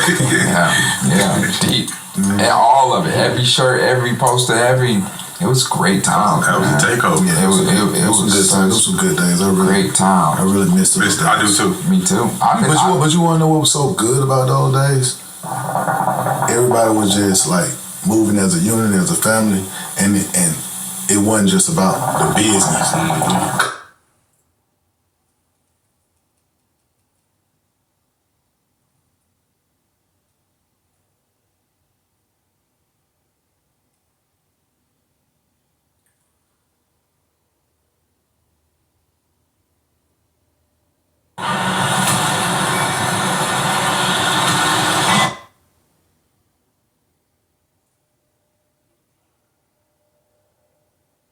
The cool thing is they did bring back, I think it's Thursday night or Friday night frags that had.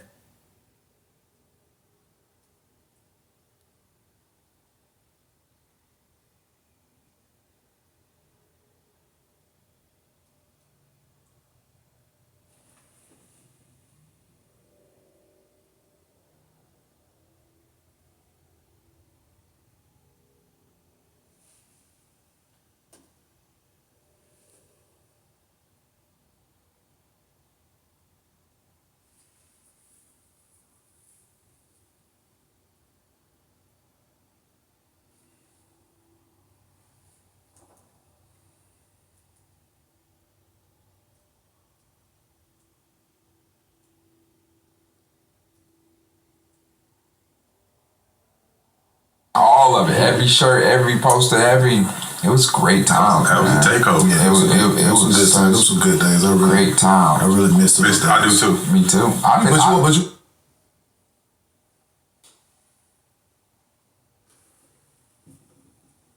Frags that had been in hiatus since.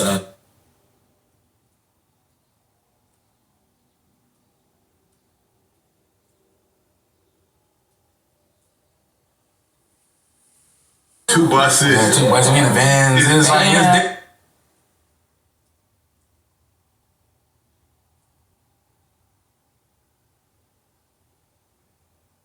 Those some good days. Those those were great days. It was the best days. We was down there deep. Same shirts. Deep. Posters everywhere. It was so many of us. It was.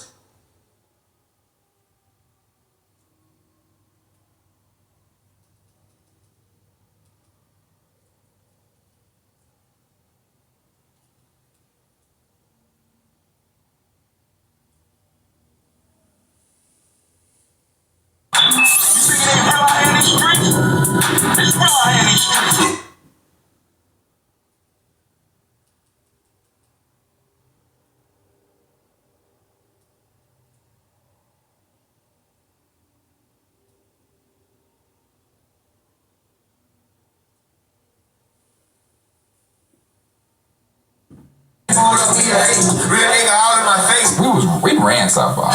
Ran South by. We ran every showcase. Those were some good days. Those were great days. It was the best days. It was. We was down there deep. The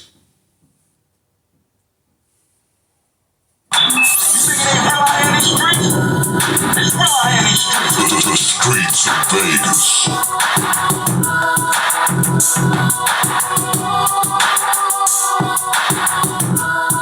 The Streets of Vegas, season 5.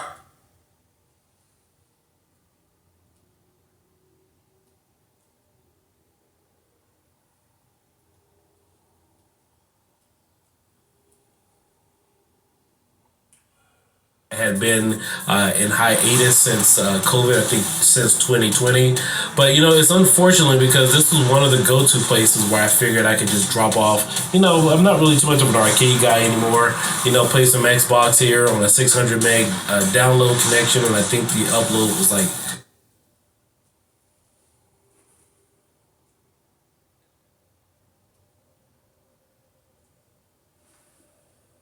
Season 5, today's episode, we have my man Roy McAllister.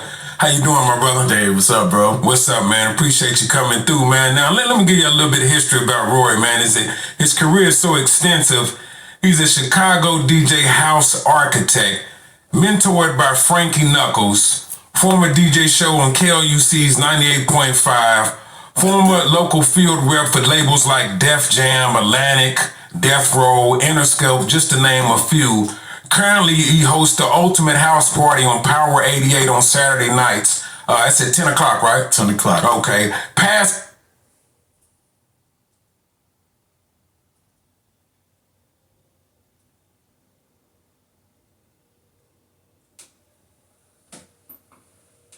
the upload was like 50 to 100 megs up, if I do remember correctly.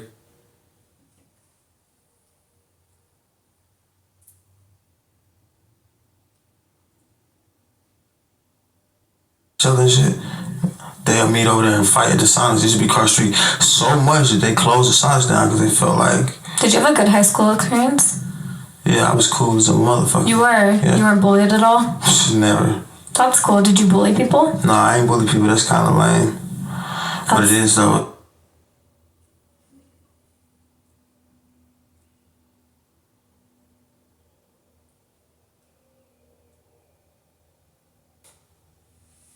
That shit when Baby came. Yeah, when Baby came.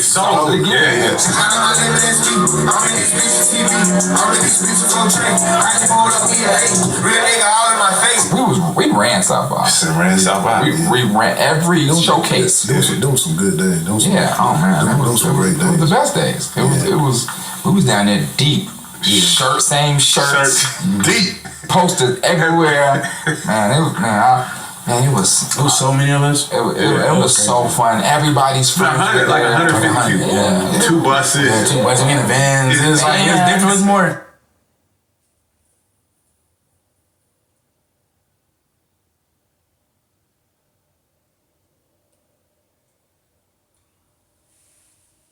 Okay, past winner of a Tom Joyner DJ contest out of Chicago, owner of Record Systems LV, from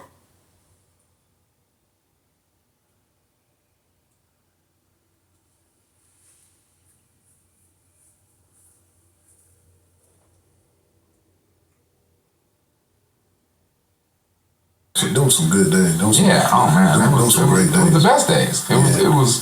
We was down there deep. Same shirts. Deep. Posted everywhere. It was.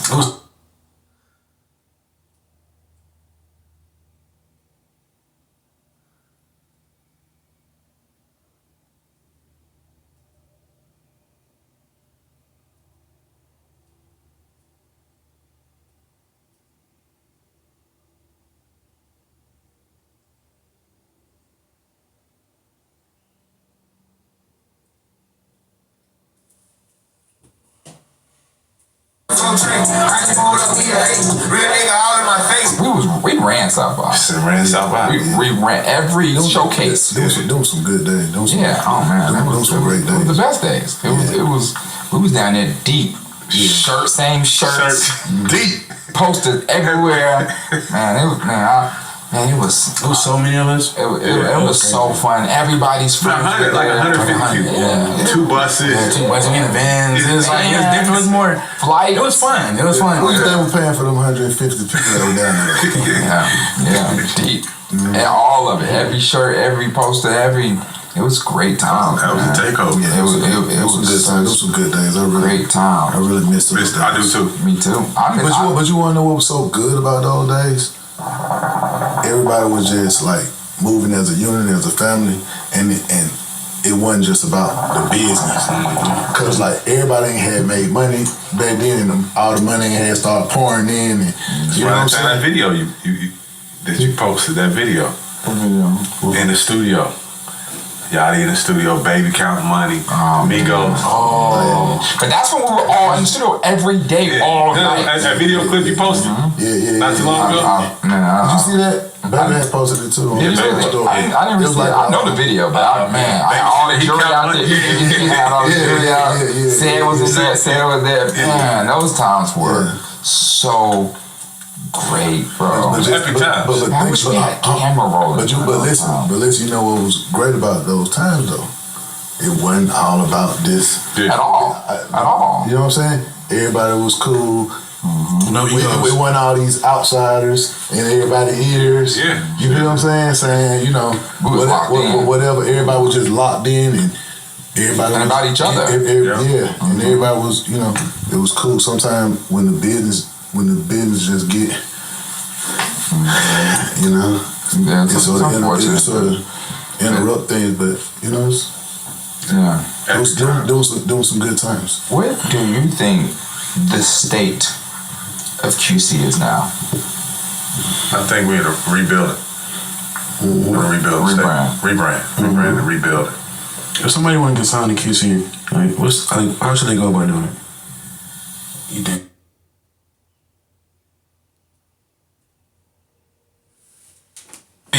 From Chi-Town to Vegas, DJ Pioneer Award in Vegas 7 magazine, inducted to the Frankie Knuckles DJ Hall of Fame in 2013. So we just want to welcome Rory Mack to the show, man. It's a privilege and a pleasure, man. I hope I got everything right. This man's extensive. His career is so extensive. Any DJ that's probably been in Vegas, he's had a hand in their career in one way or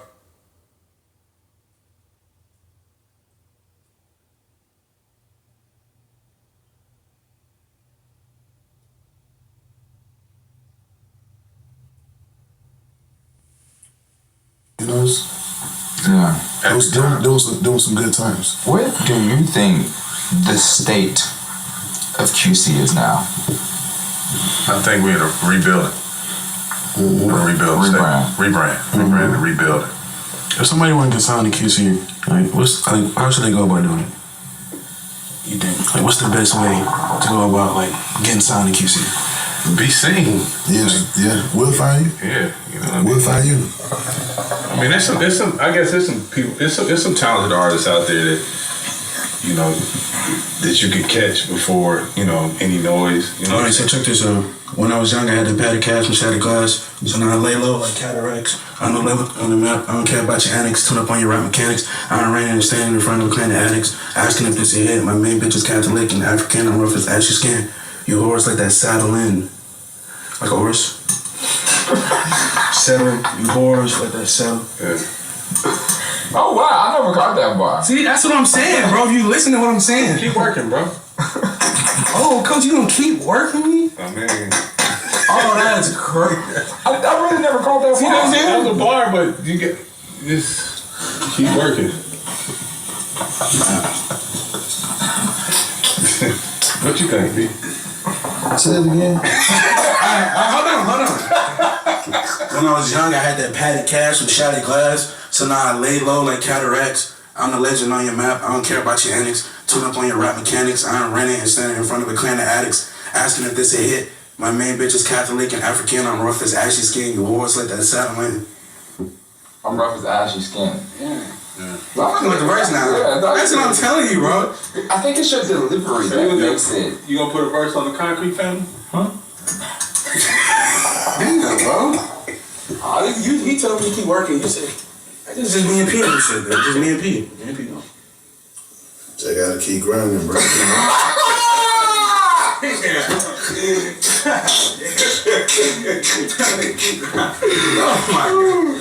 All right. I'm gonna keep them.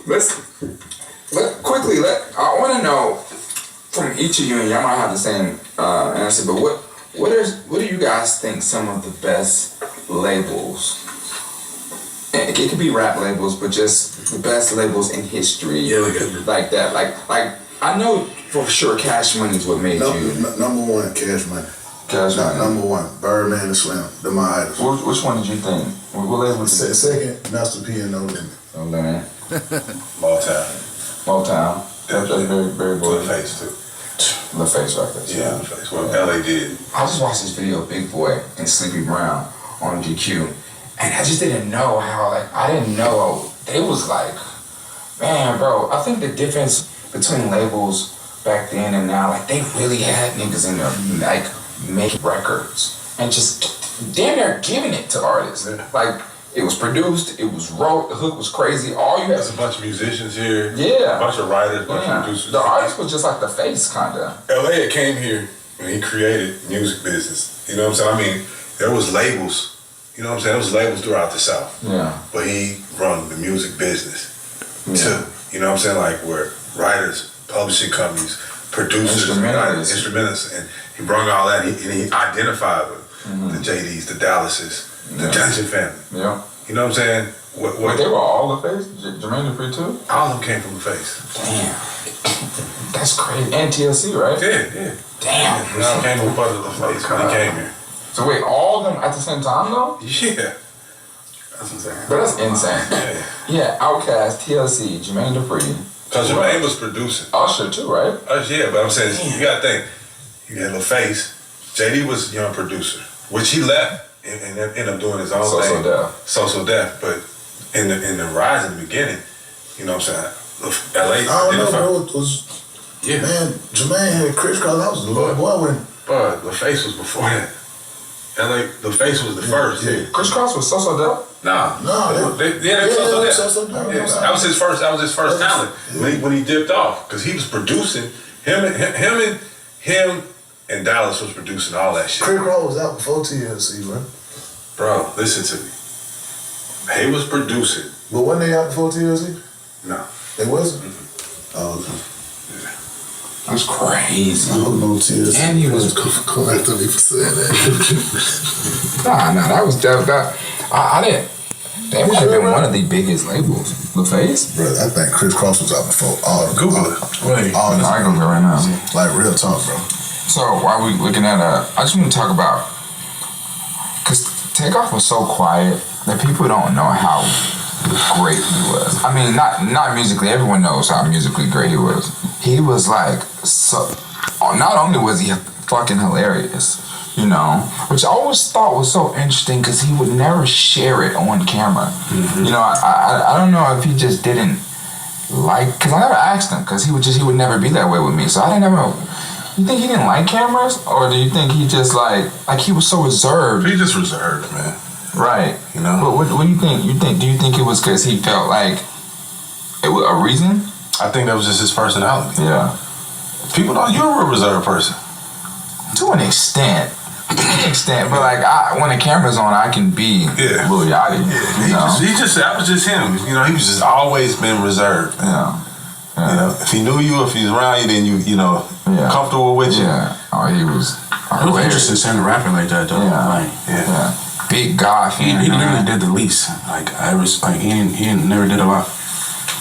Yeah. But he knew a lot. Yeah. He didn't say much, but he knew. So smart, man. You break down some of his rap sometimes, you be like, whoa. Yeah. You know what I'm saying? Mm-hmm. Big movie buff. You know what I'm saying? Big movie, cartoon, Man, anything, P, you want to share? Takeoff, he was just Takeoff, bro. He great spirit, great energy, man. He was one of the only people that, I think y'all two can say this too. You never see him change. Never. Attitude, no matter what's going on, if it's good, if it's bad, whatever, he just never. And I'll tell you the truth, I've never heard him say nothing negative about anybody. No, probably not. Ever. Didn't I tell you that before? Yeah. You said that? I told that to coach once. I said, bro, think about one time we ever heard Takeoff. I ain't never heard him diss nobody. I ain't never heard him make fun of nobody. Like, speak negative about anybody. Like, just he the peacemaker. He like, somebody doing wrong, like I say within his crew, he'd be like, man, you wrong. He'll tell them, man, you wrong, man. Like, you wrong. Insane. Man, such a beautiful soul. A beautiful person. We miss you so much, Takeoff. Yeah, we do. Rest in peace, Takeoff. Rest in peace. Man.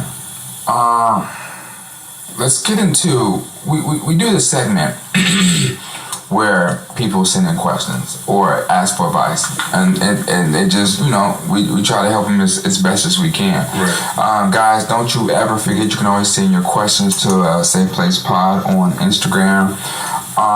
Let's see what we have today. You guys are insane, and I want to pray for you guys with your life. So let's see what we have today. Number one. All right. So me and my friend was going to this concert and was making up scenarios like, if we see this nigga, what we finna do? Mind you, we love this nigga, so all of us saying is groupie. So what I'm asking is, how do we not give groupie but tell him we love him and appreciate his music? Bitch, go ahead. Just let you figure that one out. I say, just be a groupie. Because they just need it. Like, rap ain't rap without groupies. Like, I don't want you to not be a groupie. Just don't overthink it. Just be a groupie. Let bro have his moment. There's a difference between a groupie and a fan, though. It's very thin. It's a thin line, though. It is. You blocking your face. At this point, it's a thin line, but it's like, where did that even come from? Being like, you can't even be a fan anymore. Yeah. Like, without like it being like, oh, you're a groupie. You know? I think social media killed that because there was a point when social media killed that. Social media killed everything. Yeah. Yeah, because there was a point when you could be a fan. You could be a Michael Jackson fan at a point in time and it not be weird. You know, gangsters was Michael Jackson fans. For real. You know, you lame. You're a groupie. Wow, because I like somebody. Damn, I'm a fan. And support. And support. Yeah. Let me ask y'all a question. Last episode we had this thing about supporting a friend versus supporting someone that, like, say like an artist or someone that you love their work. It's a thin line, but what do you think about having someone, let's say someone that maybe is like someone you grew up with, somebody's son or somebody that do music that want you to maybe post it or want you to check it out, like, and it's like they're like, oh, but you support, you know, you posting these people music or something, but it's like that thin line of like, man, you gotta support what you like. You know what? For the longest, I ain't gonna lie, I was super nice to everybody. But it came a point in life where, just for my self-healing, you gotta say no to some things, you know what I'm saying? And I think it's just honesty and being real, you know what I'm saying? So I'm at a point now, I used to get that shit all the time, and I'd be like, yeah, but now I just be like, man, listen, I can't do it. I say no. I tell them it ain't good. But let me ask you something. What is it gonna hurt you, though, to post it? But I tell you, it hurts your credibility. Right, that's what because if you continue to post things that aren't good, then it'll look like you don't have a taste for music. If you continue to post tons of content that are low quality, it looks like, oh well, he don't know good music. You know, and then when you post something that is good, people don't give a damn look at it because you got 50 story posts of 50 artists, it ain't good. That's why I think less quantity, higher quality, you know. So that's what it is. It hurts you. But sometimes we don't know though. I never looked at it like that. No, but I do feel like you should support your friends and your. No, I support my friends. Even if it ain't good. But what we just said, you support everybody though. If you like somebody, you don't support. Yeah. No, but I support my friends. But Pete, man, I might get a cut. You know. But what is it gonna hurt? Cause I can understand where the friends coming from because. I mean, I see it done to me all the time. You know what I'm saying? I see people supporting other people's stuff, and they might not necessarily support my. I'm like, man, you ain't support my shit, nigga. I'm the reason. Like, whatever. You feel what I'm saying? And you might feel a certain kind of way because you want your friends to support you just like you support them. So you gotta understand from their standpoint, like, hey, you might be out here supporting a stranger. You know what I'm saying? Like, my music might not be good, and this song. That I asked you to post might not necessarily be good, but somebody gonna like it, and you know what I'm saying? you might don't like it, but there's other people out there that might like it. You know what I'm saying? And you helping me get visibility is like helping me. You feel what I'm saying? So you don't want to help your friends? You don't want to support your friends? I do support my friends, but some things I say no. My friends say, as a music exec, like your job is to do music. I mean, you ain't like you gotta post it on your main page. Say, just put it on your little story. I usually post, but they notice that though. You know, they notice stuff like that. Certain things, but you like, damn, nigga, I put it on. I appreciate you, bro. Putting it close friends, bro. I appreciate it. certain things, I be like, nah. So all right, cool. You know what I'm saying? Like, but nah. I get what you're saying, but sometimes, bro, you do just gotta support it though. Sometimes, because we don't know. Like, just because I don't like it, you know what I'm saying? So I do. Somebody gonna like. But if it's terrible, bro, I cannot. It don't make sense. I don't feel like it makes sense for. That's what I'm saying. It don't make sense to do. Put you on this, you know, in front of people, and I know that it's terrible. Now, if I don't know, then I'll post it because I don't know everything. But you know how many things that I thought was terrible that I passed on and that end up being like he ain't like my stuff at first. Hey man, I never forget. I got that. Yeah. Yes, I did it. I'm gonna be honest. What did he get? What was the first one? No, Coach that called me. conversation go? Pete, how did the conversation go? I called him. He called me one day. He said, bro, I need you to come to the studio. He said, man, just come sit down with me real quick. I was like, all right. And I pulled up, and we went into the little small with the C-room. Yeah. He said, bro, I need you to have your mind open when I show you this. He said, bro, I just need you to open your mind. I said, all right. They started playing me some records off SoundCloud. I ain't get what it was. You know when he got it? You remember when we went out to LA? No. I got it in the studio. I didn't get it at first. Then he showed me the picture of him. Yeah. He had the red hair with the braids. I was like, what the fuck is this? You know what I'm saying? You know, we were just used to what our shit was. Yeah. Remember the show LA with the artists? They were locked up. He was in there looking like, boy, you hear this shit? What you see these folks? Free show. Yeah. No, but when he played, I didn't get none of the other music. But when he played, you don't remember when he played Minnesota though? When that beat came in, I was like, this shit hard. Yeah. And I was like.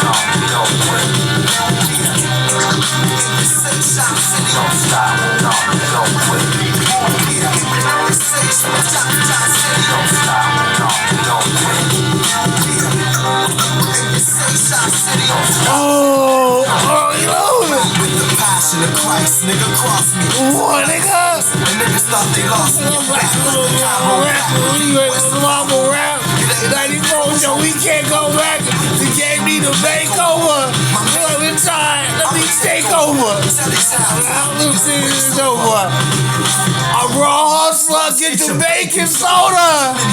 Kosher.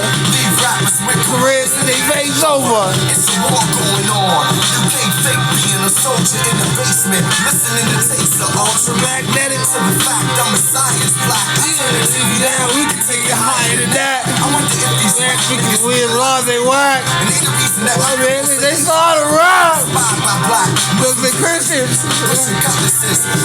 And other traditions. Of the city. Come on. Say Shot City. Don't stop. Don't quit. Say Shot City. Don't stop. Don't quit. Say Shot City. Don't stop. Don't quit.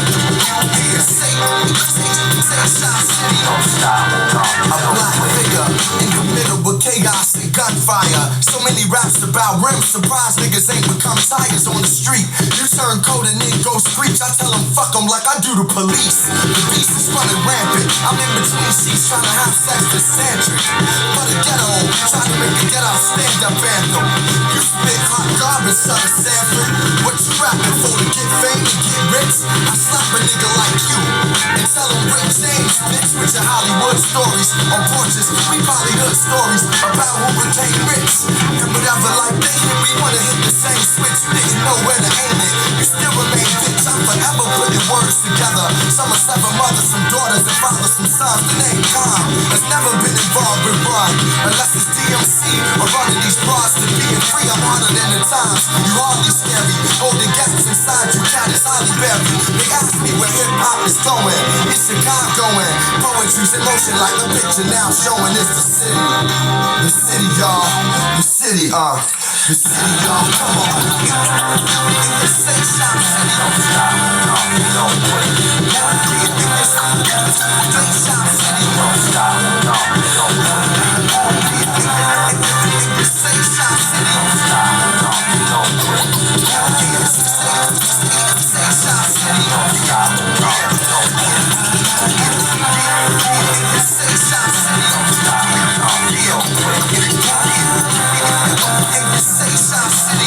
stop, don't Nonsense from the city of win.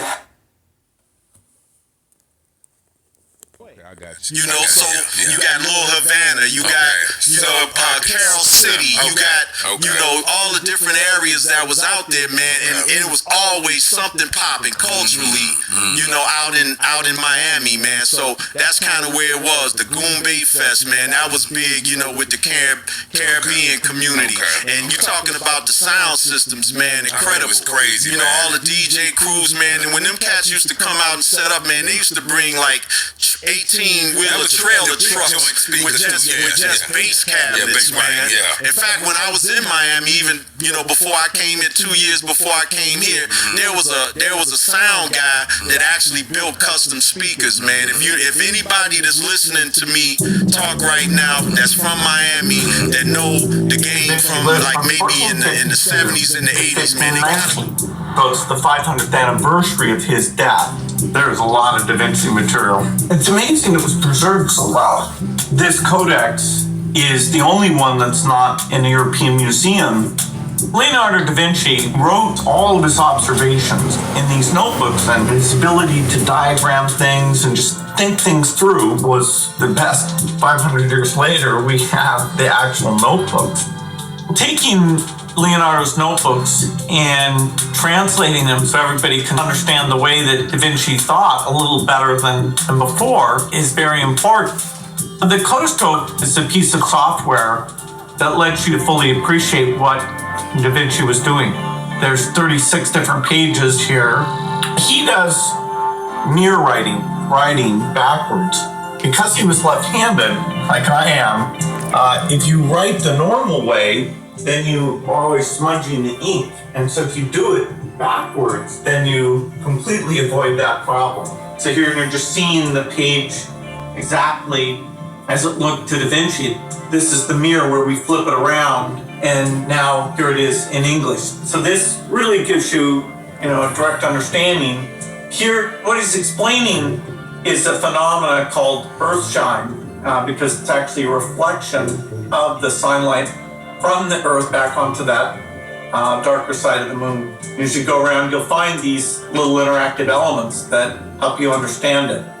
Leonardo da Vinci was a genius in so many different ways. His curiosity drove him to understand art and science. And that idea that if you just look carefully, that you could really figure the world out.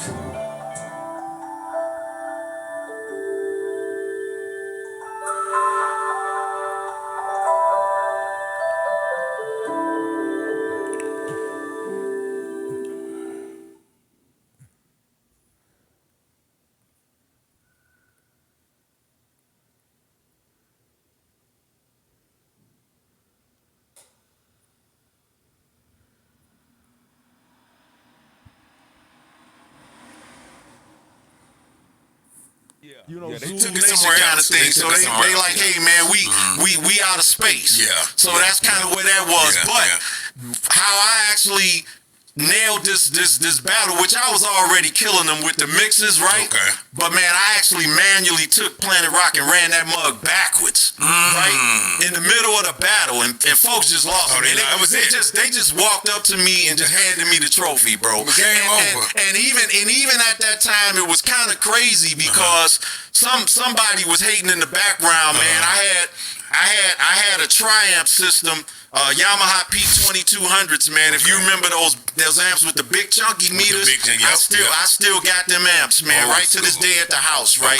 And they still work, still crispy. You know, P2200 Yamahas, y'all look that up, man, for everybody. That's vintage. Vintage now, but back in the day, that was state of the art, sound reinforcement, man.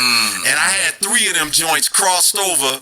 With mad bass, the whole 9 yards. Somebody pulled my bass amp. So all you heard was mids and highs.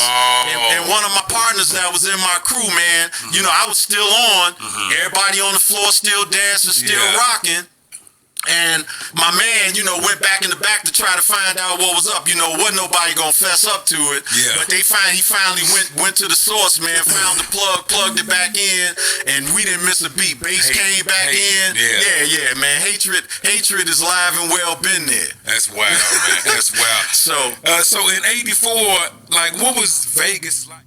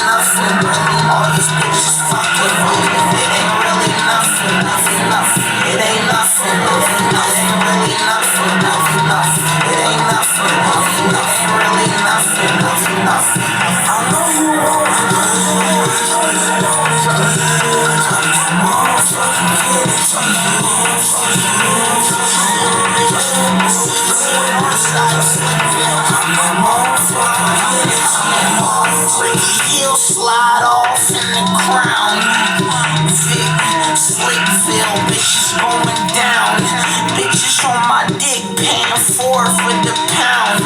Ricky talk slick, homies get it out of town. Alpine like a motherfucker. Got a new John, fine as a motherfucker. What you talking about, bitch? I just walk 'em out. Chevy make noise on the street when I walk it out.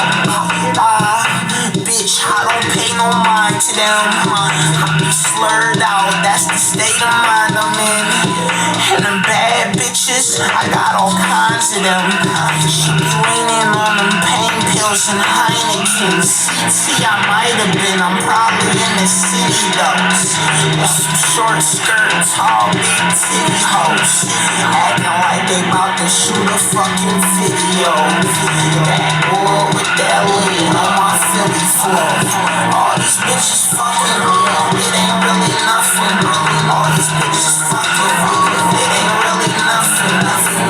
It ain't nothing. It ain't really nothing.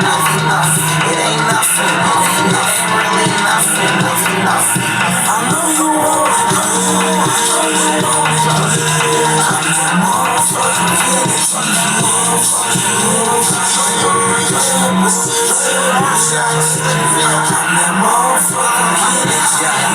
Yeah, I got my drink, I got my chronic, I know that bitch. She fuck with me, she fuck with Rich, she fuck with Bonic. You know me, I just be grinding, or I'm with my baby mama. All these other niggas up, that's on my mom. Just being honest, I'm on this beat. You on my dick, you love my style, you stole my shit. Everywhere I go, they know my shit. And you ain't never really heard a song like this. You see my belt, I need your help. Just relax, be yourself. Shit get hot, we don't melt. Don't bring your friend and she won't help. Come kiss the sky, witness God. She wanna leave, but it's just too live. I'm in the heart, I'm in the thighs. Don't waste your time, this bitch is mine. Yeah, Brody watch, Cuban chain, your girlfriend in the groupie gang. Now I got my money up, my pockets feel like Gucci, man.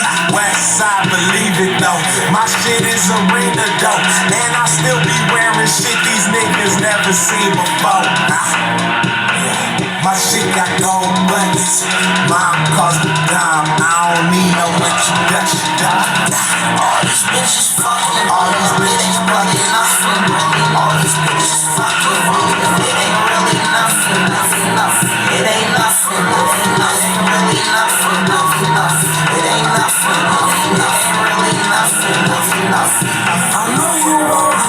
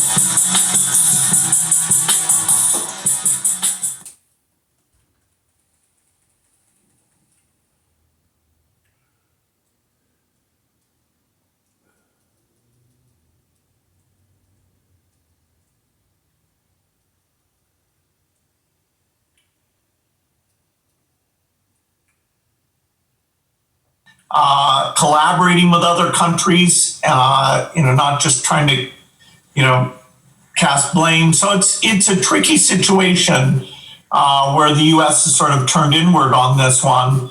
There are some good things happening in the U.S., and so we're trying to stitch the different country efforts together. The European leaders are trying to fill that vacuum. So we don't yet have it all in place. If those two vaccines are successful, we can start to see how it could come together. But we also need to back a few other candidates in case there's some problem. We won't really know about side effects until we go through those large trials. Well, also, this is a great example. I mean, philanthropy, and you two have been at the forefront of this, sometimes requires failure. And this is a case where we're going to go down roads that are expensive and necessary to get us to the other side. So I think that's a great point. Yeah, Bill, you mentioned, the U.S. Should we be, and we've got, I guess, 189 philanthropists on this call right now, probably 2/3 Americans. Should we be optimistic? I mean, a lot of America's opening up. A lot of America's getting back to work, but then you look at Florida, Texas, Arizona. Should we be feeling good or not so good right now? Well, sadly, the death rate is probably not going to go down much. I don't know what he gonna do from where it is. Look at him. Hot weather helps, and so as you get back into October, the force of infection will go back up again. The current death rate, which is still pretty serious, about 800 a day, that is benefiting from the seasonality. And people are becoming more lax in general, both the policies and the behavior.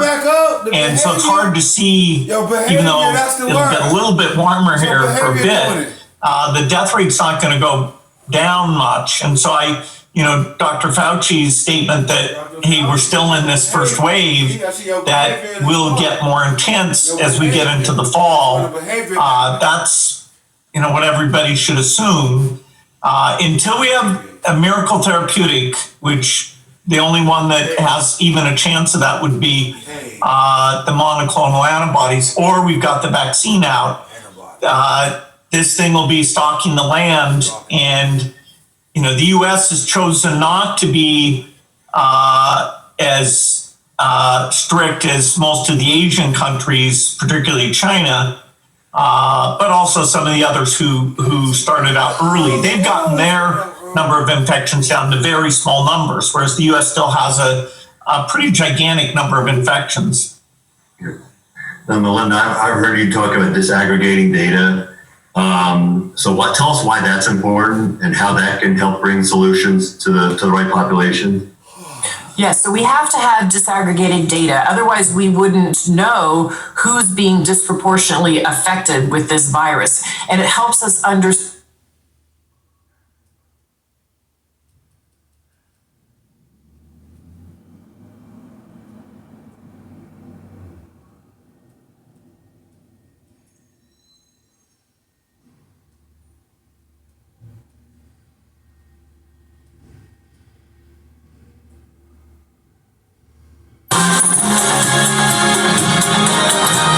said this week it will merge with SPAC Iron Spark One, valuing the lifestyle and e-commerce platform at more than $530 million. Combination will see the company be dual listed on the NASDAQ and Hong Kong when the merger is completed sometime in the third quarter. Hypebeast was founded in 2005 and is seen as the go-to source for lifestyle content. The company's most notable backers include Tom Brady, Naomi Osaka, and Tony Hawk. Joining us now is Hypebeast founder and CEO Kevin Ma and Iron Spark One chair Amy Butte. Good morning to you both. Kevin, let me start with you here, longtime reader of Hypebeast. I remember when it launched, but how has it evolved? What component of the business is in fact, I guess, ad sales, and what component is e-commerce now? It's pretty split. I would say 30% of our business is from our media business, our editorial advertising business. We also have an award-winning agency, and that takes up around 40% of our business. And e-commerce makes up approximately 30% as well. Amy, curious on why you chose Hypebeast as your target. Well, we were looking for a company that, if we like to say, was hidden in plain sight, and what better than a cultural icon like Hypebeast. Kevin is an incredible leader and visionary. The company knows how to be public. It's produced 30% plus compound annual growth on top line. It's EBITDA positive. And this is really about investing in growth, bringing the best of what Iron Spark offers and Hypebeast to accelerate growth, not just globally, but also here in the US. Kevin, it's Julie here. As Amy alluded to, you guys are EBITDA positive. I believe you had a net profit last year also. And I'm curious why you don't feel like the typical SPAC I think to me or to us. And I'm curious why you decided to go that route. Yeah, like you said, we have a history of profitability, and we've maintained a financial discipline, throughout the years. I think the reason is first reason it's really to get closer to our U.S. audience. Our U.S. market is one of our biggest markets. We really want to get closer to the retail investors and institutional investors who never really had a chance to invest into Hypebeast easily before. So listing in the U.S. makes a lot of sense for us. And in addition, I think partnering up with Iron Spark is also amazing because they come with a diverse set of skill sets. I think they can help us go to the next level. We have Josh Breers, who's the CEO, founder of Iron Spark. He has a proven eye for discovering companies before they're big. We have Amy Butte here. She's the former CFO of the New York Stock Exchange. And Trevor Edwards, he is the former president of Nike for over 25 years. So, I believe this wealth of experience will really help us grow further. Kevin, as part of that going to the next level process, what do you envision for your platform? We've seen reports that you're going to be going into more direct battle with the StockX and selling more things online. How do you think about it? Yeah, I think e-commerce is really important. Our mission is really, going to be the same as before. For the most part, we're going to be driving culture forward. Really building something that myself and our team is going to be, find useful and educational. We not only want to expand in the U.S., but globally in new regions. We're going to invest into talent, technology, building our community, and really create a connected ecosystem where our loyal users can really learn, shop, and interact with each other. And e-commerce is part of it, including newer initiatives such as Web3. We sold our first NFT last year, and we're working with different clients in the crypto space already. So we have plans to do something big there. One of my favorite parts about Kevin is how humble he is. There are 26 million social media followers of Hypebeast, and there's so much opportunity to leverage in a luxury apparel market with a $1.6 trillion TAM. So raising these funds is really about accelerating, if you will, the brand of Hypebeast and the reach of Hypebeast. And on that point, Kevin, it's interesting to me, and maybe I'm just, a Gen Xer and I see things differently, but it's really interesting to me, that marriage of content and e-commerce, right? And that it's interesting because there doesn't seem to be be the sort of conflict or tension between those two that there used to be, right? That there's sort of this seamlessness. How do you think about that changing cultural moment where, like, it's okay to be a hype beast? I guess it's okay to, like, sell your stuff at the same time that you're commenting on it. Well, I first started the business, back in 2005 because I was a fan of, the sneaker culture. I was lining up for sneakers. I was finding information online about sneakers, trying to, cop the most coveted and limited edition sneakers. So, and from that, I founded Hypebeast because there was such a wealth of information out there and, nobody was sharing it. So I started sharing it. So that's how Hypebeast started. So, product, was always from the day one. We never had a problem talking about product. We were very inspired by product design, sneaker design, fashion design, luxury goods as well, and also, arts as well. It's all like beautiful things in the world that people can be inspired by. And obviously you inspired Amy and the folks at Iron Spark. And I want to ask another SPAC question to you, Amy, which is obviously there's been a change in the SPAC regulations that the SEC has put forward. Did you guys have to change at all, sort of the process you were going through as a result of that? Did that make things more challenging? Look, I'd like to say we're ahead of the curve. When we went public last June, we said we wanted to be a different type of SPAC or SPAC 2.0. We're operator oriented. As Kevin said, we come to the table with a lot of operating experience. We're a smaller size, no warrants, which makes us less dilutive to founders and to investors. We were the first ever to pay dividends. We're not coming to the market with a company that has no revenue. There's a tremendous track record of revenue growth and earnings. So a lot of what the SEC was talking about were things that we think needed to be changed in the SPAC market anyway. I believe that there is a space for SPACs in our U.S. capital markets, and I also believe that evolution, is the right way to go. Kevin, lastly, as someone so plugged into fashion, settle this debate for me and Julie. Are mom shorts back in the season? Why or why not? I don't even know what mom shorts are, actually. I would say no. I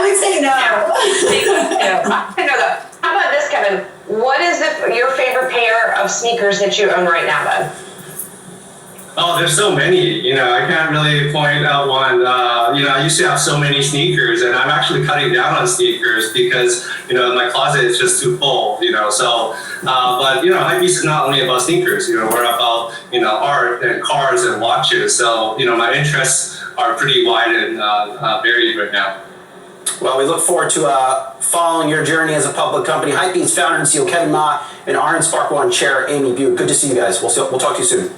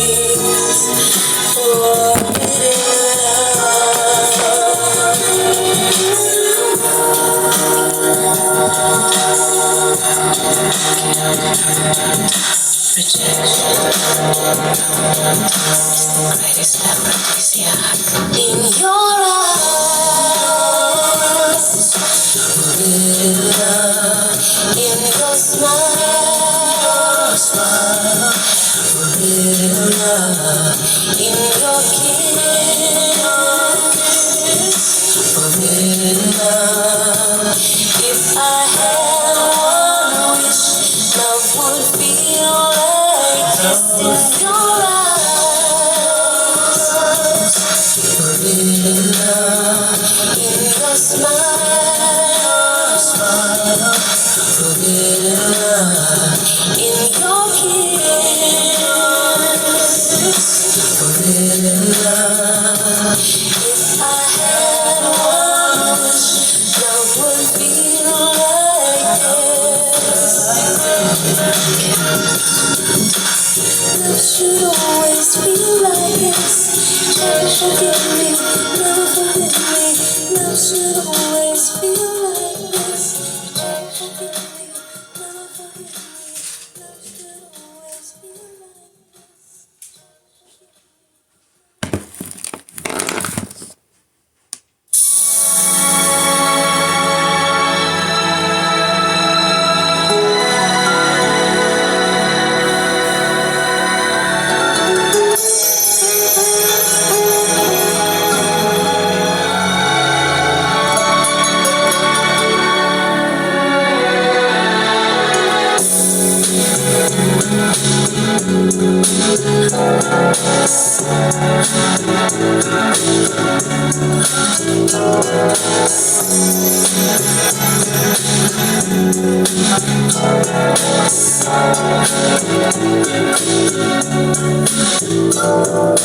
these are my hands, but what can they give me? These are my eyes, but they cannot see. These are my arms, but they don't know tenderness. I must confess that I'm usually drawn to sadness. Loneliness has never been a stranger to me, but love tried to welcome me. When my soul drew back, guilty of lust and sin, love tried to take me in. These are my lips when they whisper sorrow. This is my voice, but it's telling lies. I know how to laugh, but I don't know happiness. I must confess, instead of spring, it's always winter. And my heart has always been a lonely hunter. But still, love tried to welcome me. When my soul drew back, I was covered in dust and sin. Love tried to take me in. Love tried to break me.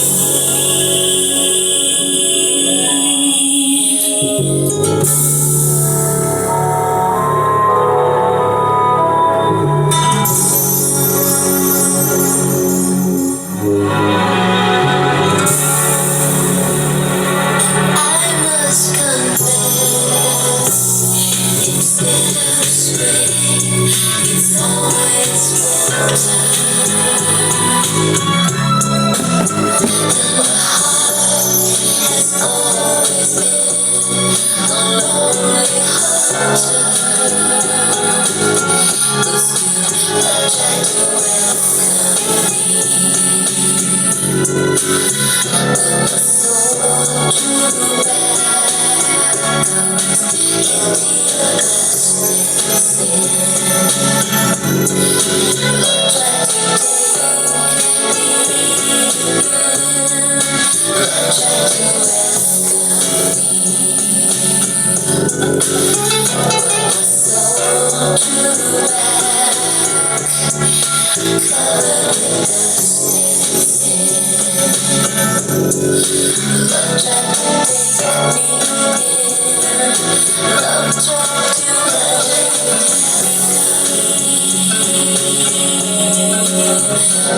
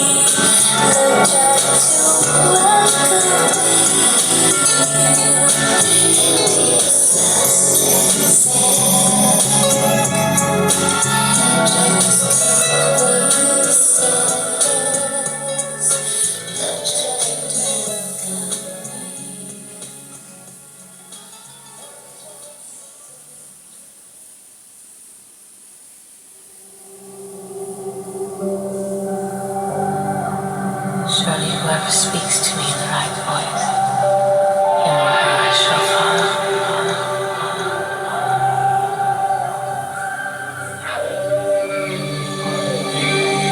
Who needs the sun when the rain's so full of life? Who needs the sky? It's here in your arms. I want to be buried. You are my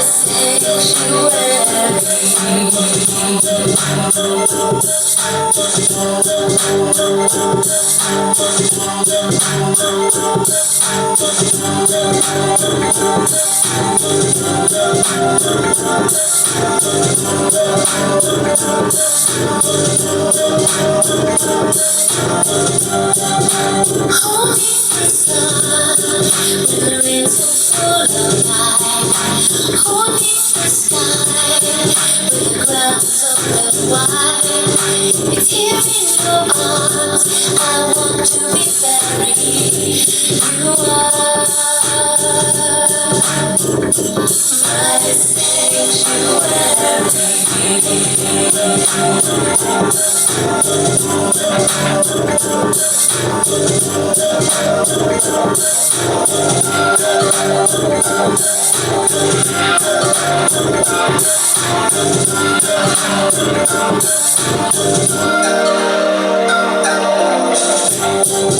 Hold me to smile with the tears so full of love. Hold me to home with the stars up above. It's here in your heart. I want to be carried. You are my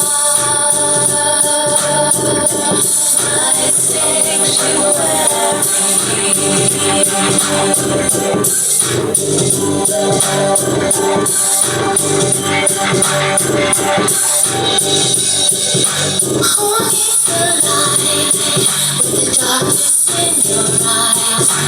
Hold me to sleep with the stars in the sky. It's here in the soul. I want to be married. You are my sanctuary. And the earth was void and empty, and darkness was upon the face of the earth. Is all of this pain so necessary? You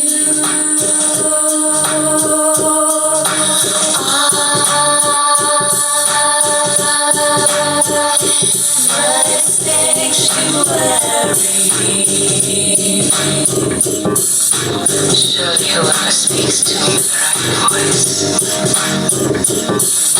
him or her I shall follow, as the water follows the moon, the silent raven, hold me the sun, with fluid stars, hold me the sky, around the globe, hold me to sleep. I hear your voice. You are my sanctuary.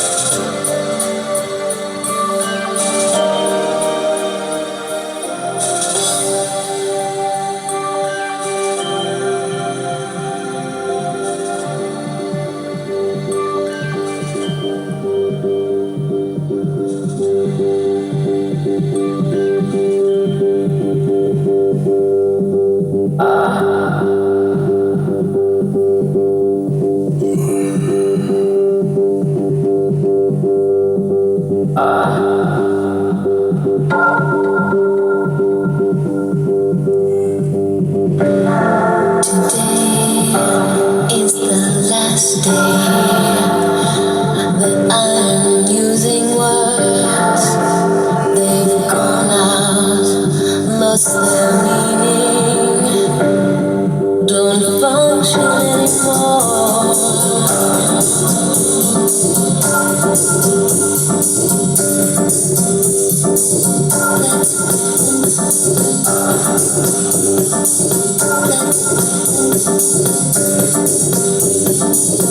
Let's get unconscious.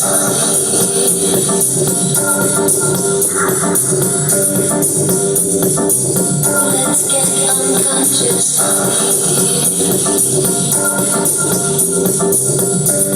Today is the last day I'm using words. They've gone out, lost their meaning, don't function anymore. Logic and reason to the arms of unconsciousness. Leaving logic and reason to the arms of unconsciousness.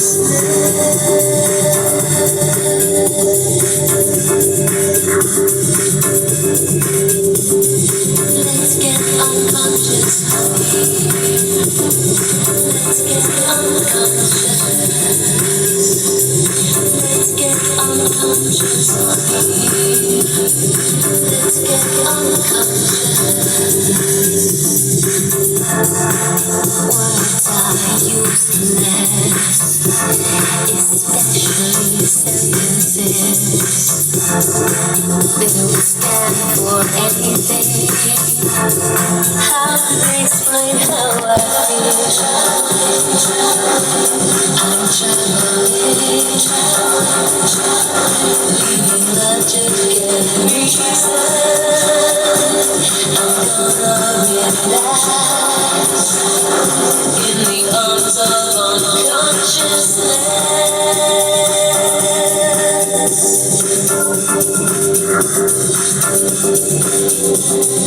Let's get unconscious. Let's get unconscious. Let's get unconscious.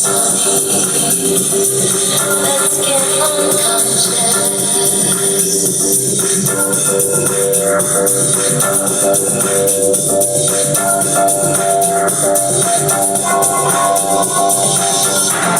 And inside, we're all still wet, longing and yearning. How can I explain how I feel? Let's get unconscious, honey. Let's get unconscious. Let's get unconscious.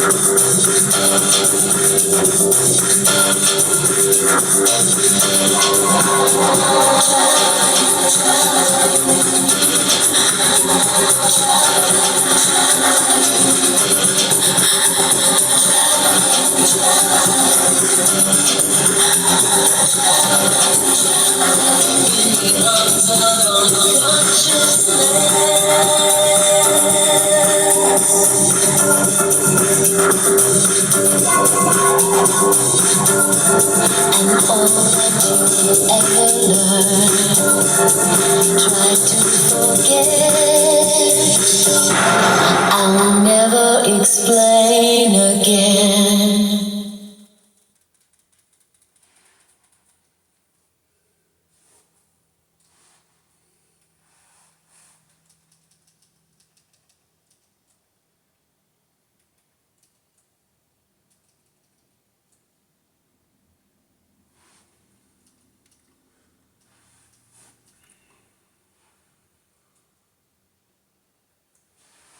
Hello everyone and welcome to Xbox On. My name is Charlie and today I'm going to be speaking to an incredible guest. Sarah Bond is sat with me today, but before we start, make sure if you want anything to do with Xbox, that Xbox On is your place. We do previews, we do news, everything. So make sure you subscribe right now. Do it right now. I know you won't. Okay, you've done it. Perfect. Anyway, Sarah, how are you? How are you doing? I'm great. It's so good to see you in person. In person as well. Fancy that. I know. I had thought we'd met in person before because you see someone on a screen and you think it's real. So the yellow so kind of awesome. sticks with you, huh? So, Sarah, obviously, welcome back to the UK. It's always lovely to have you here, and I hear you've got a little bit of a busy week coming up. So, what are you up to? Well, first of all, I love the UK. Okay, I just want to be, I love spending time here.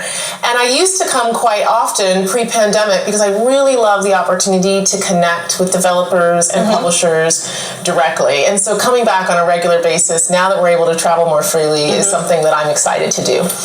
And you know, the UK is just such an important part of the gaming industry. Oh, yeah. There are so many iconic, creative stories that come from UK developers. And we, Microsoft, actually have 4 game studios located here in the UK. Yeah.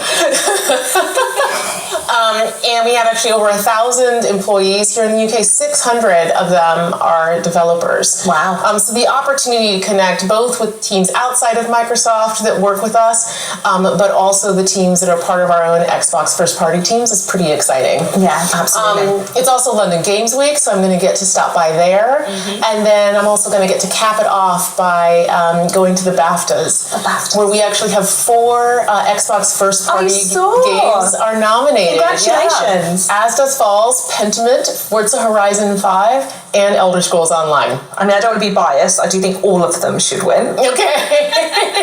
Big fan of them all, but that sounds like it's going to be fantastic. That's quite a week you've got there. Yeah, and I get to present an award at the BAFTAs. I'm going to present the Best British Game Award. Ooh, well, that's, I mean, the best award of them all, really. Yes, exactly. Coming from a Brit.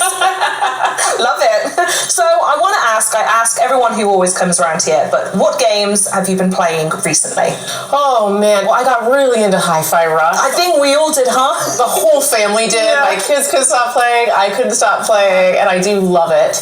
But I was also at GDC last week, so I got to see a whole bunch of stuff that teams are working on that isn't fully out yet. I can't share all of it, but I did get to play some of Planet of Lana, and it was just so beautiful and precious. I think I've never seen that at one of our showcases recently, and they're looking very nice. Yes, I'm very excited for it. Okay, I'm also now very envious. So I want to also say, as you already mentioned kind of at the top, we've already mentioned it, but we did speak a couple years ago, if you can believe it now, in the year long gone in memory, 2021, when you joined me on the Women of Xbox UK podcast. Watch it if you haven't, by the way. She makes me cry, it's dreadful, but it's a wonderful chat.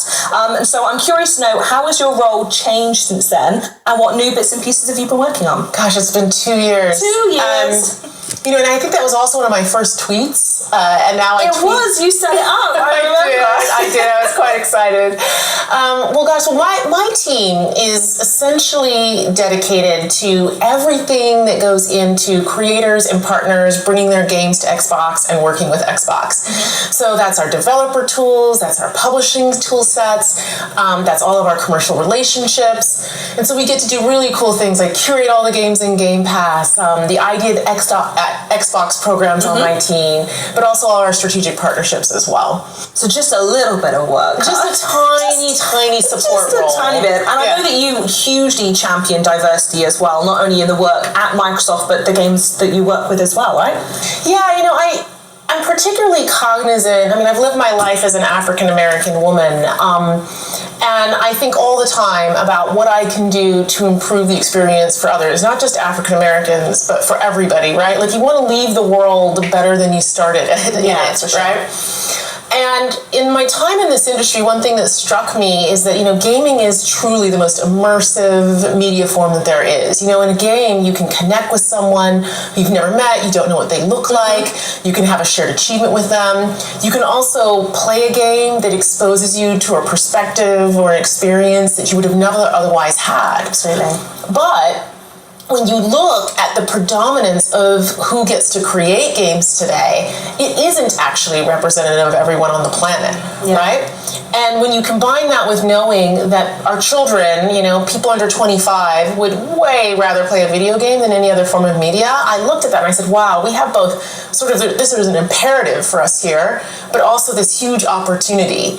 And that if we can really open up and make it possible for anybody to tell their story, to share their perspective through a game, that has such a huge impact on our ability as humans to just connect and to focus on what connects us more, what we have in common, more than on what divides us. Absolutely. And I think, we spoke previously on that aforementioned podcast. You really should watch it, by the way.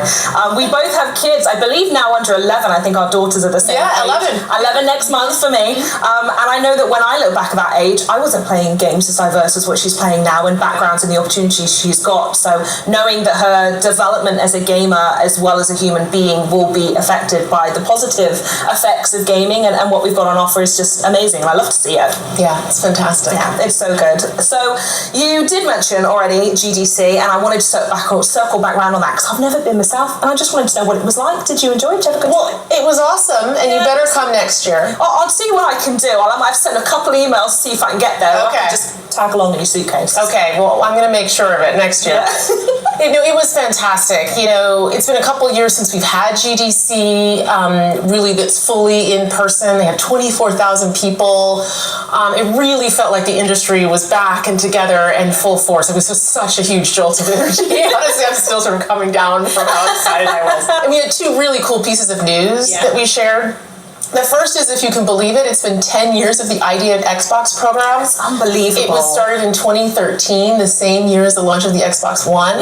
And so we just announced the impact of that program over the last 10 years. We've actually paid out $4 billion to developers. That's incredible. 5,000 creators in the program now. 600 of them have actually had a game in Game Pass, which is pretty cool. What a cool figure. I love that. And it keeps growing. So we actually have added 700 more creators in the last year. So it's a program that's continuing to gain momentum. Even after 10 years, it's growing faster than ever. So we shared that, which was exciting to get to share and just share our commitment to independent developers with the world. But the second thing, which was just an amazingly emotional and beautiful moment, we announced our Developer Acceleration Program. Yes, I remember seeing that, yeah. And that is a program that is dedicated to supporting developers that come from communities that aren't today fully represented in gaming, or are building stories that really respectfully represent characters, narratives, and stories that come from communities that aren't fully represented. So I think that's particularly exciting because I know loads of UK fans and UK creators as well get to have hands-on on a wider, diverse array of games, as well as getting all those stories out their head and putting it on Xbox, right? Yeah, absolutely. We actually have 700 developers in the UK who are currently developing for Xbox. Incredible. I'm getting to connect connect with some of them tomorrow, as I was telling you earlier. And it's also one of the things that I think is really special about Game Pass. Game Pass is great for players. They can find a game they otherwise wouldn't, but it's also great for creators because they can get discovered in ways they otherwise couldn't, because people are more willing to try a game that's new or novel if it's part of Game Pass and if they had to make a retail purchase from it. And one of the things that creators consistently tell me is that is one thing they deeply appreciate about the program. If they're thinking about trying a new mechanic or storyline that's a bit untraditional or something innovative and edgy, with Game Pass, they feel more comfortable being able to do that because they know they're going to be able to find that audience. And so we just see so much opportunity for growth in the gaming industry, but also in particular from creators in the UK. So that's one of the reasons why I'm here, as I said earlier. We're such an excitable country. We just want to play games and make things. And you have beans on toast. And we have beans on toast. Yeah. Absolutely. I mean, I don't want to horrify anyone, but I'm not a fan of beans on toast. I'm more of a spaghetti hoops on toast kind of gal, if that's all right. Okay, I'll still talk to you. The only thing is that I actually... But I'm not getting a Christmas card anymore. No, I did. I was educated in the UK. Not everybody knows this you were here for like 10 years, right? Yeah, I lived here for 10 years. And I spent about 5 of them only eating beans on toast. Exclusively. I love it. Just fueled on the stuff. Pretty much, yes. So talking about general health, what do you feel the future of the industry is like at the moment? Are we looking good for the rest of the year? Are we going to have a healthy one? I think we absolutely will. I'm really excited for the rest of the year. There's some fantastic games coming out. One of them I'm most excited about is Redfall. Really excited about that. And it's nearly here as well. And Diablo 4, which just looks... Did you ever go in the beta, Jen? I have played it, yes. I gave a try of Necromancer, which was pretty amazing. Yeah, Necromancer Sorcerer is normally my type. I unfortunately didn't get the puppy wolf backpack. She had to get to level 20 and I didn't get that. All right, well, next time maybe. So really, really great games coming out. Just fantastic innovation coming out across the industry. But, I'm also excited. I've been spending a lot of time with Phil and the team on the Activision Blizzard King deal. I'm excited to see us close that deal. It's just going to give so much opportunity for us to take everything that we do as Xbox, really putting the player at the center, really giving developers and creators opportunity, and to continue to scale that and grow that once they join our team. So that's another big thing. And then the last thing that people have been talking a lot about, and I think is going to be enormously powerful, is just looking at how AI is going to be able to influence our industry. We were talking earlier about how I see it as so important that everybody get the opportunity to express themselves through a game. But gaming, unlike music and video, isn't as accessible to citizen creators. You see some examples of it, but it's not universal. And that's because it's hard to make a game. Gaming is really complex. It's high latency, it's interactive, it's multivariate, it's very performant.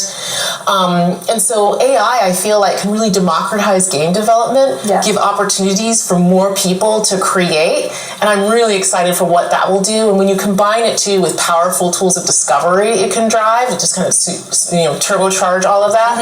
I see a world where we're going to see more creation in games and make it easier for people to match people with the games that they love. Amazing. Also, I recently spoke to Phil as well, and he kind of said the same about ABK and the way everything's going. He even touched on AI as well, so I can just feel this general swell of excitement coming for you guys around it, and it's wonderful to watch unfold. And I know we've got some other big things happening on the rest of the year. You mentioned Redfall, we've got Starfield as well. We know we're going to be getting a developer direct on that, so I don't know how much you're involved with those titles, but it must be pretty exciting to see them come into fruition, right? It is, and then of course we're going to have our normal summer showcase as well. So lots of cool stuff coming. I'll get the popcorn in.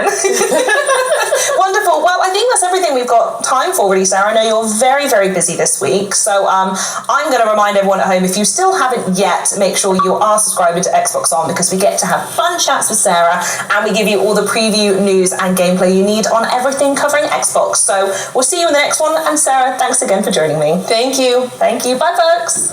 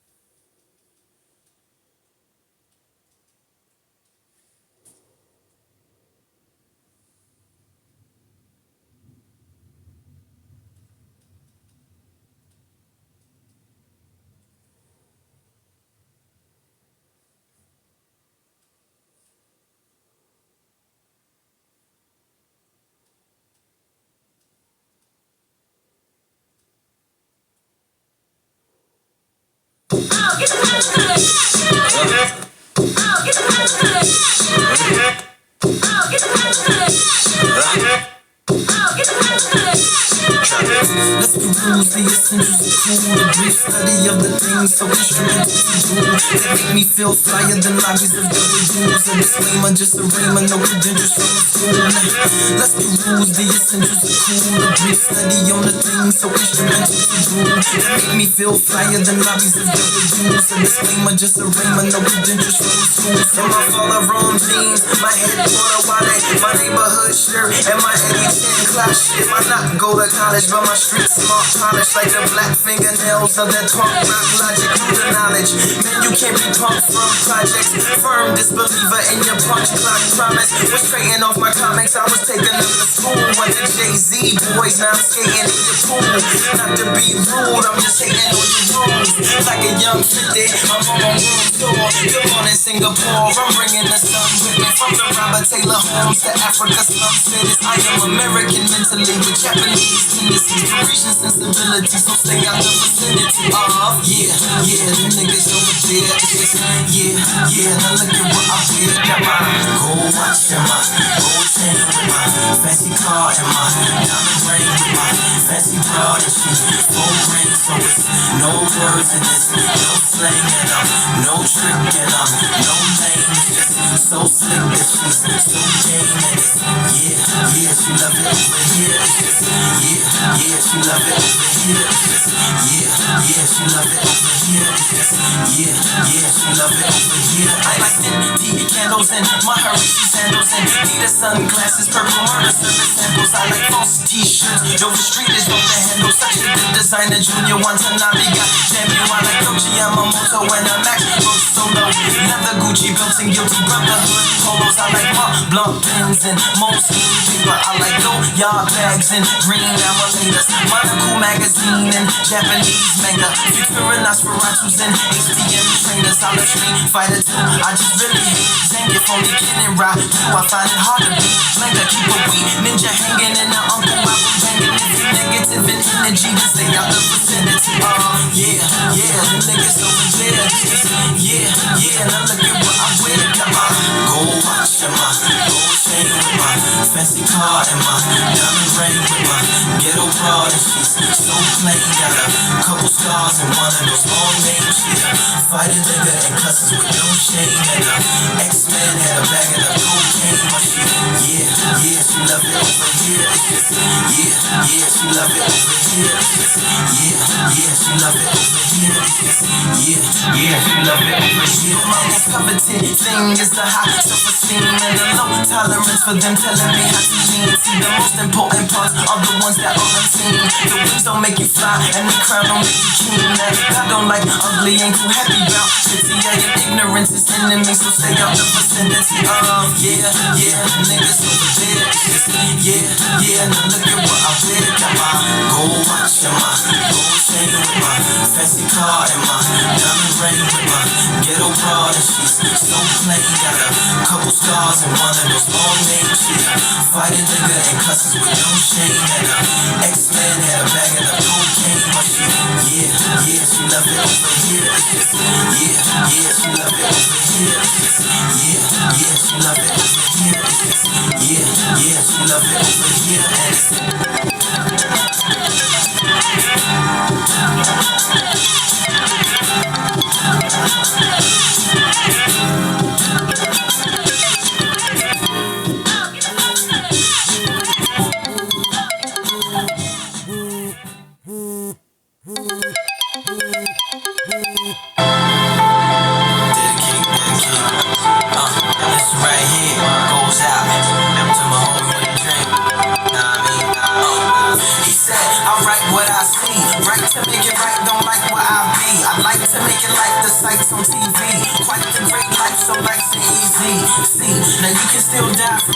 but it's better than not being alive from straps. Agreed, a meat notebook and a bit that clip when it's pushed in a whack ass beat. That's a track that's weak that he got last week. Cause everybody in the the stew was like that's that heat. A bass heavy medley with a sample from the 70s with a screwed up hook that went stack that cheese. Something, something, something. Stack that cheese. Mother, sister, cousin. Stack that cheese. He couldn't think of nothing. Stack that cheese. He turns down the beat, right as black MPs. Crying from the next room, my baby in me. Now Lil Terry got a gun he got from the store. He bought it with the money he got from his chores. He robbed a candy shop, told her lay down on the floor. Put the cookies in the bag, take the pennies out the drawer. Look, Khalil got a gun he got from the rebels to kill the infidels and American devils. A bomb on his waist, a mask on his face. Prays 5 times a day and listens to heavy metal. Little Alex got a gun he took from his dad that he snuck into school in his black book bag. His black nail polish, black boots and black hat. He gon' blow away the bully that just pushed his ass. His ass, his ass, his ass, his ass.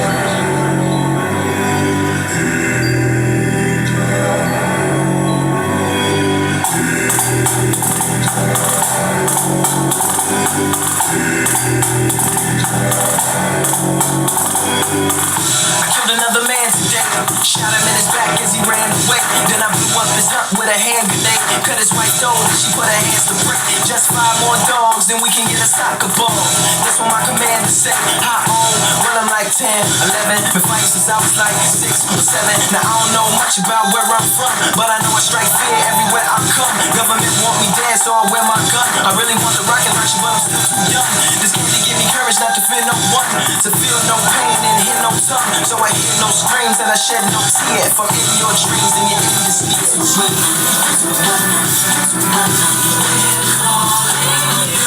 Because I just adore you.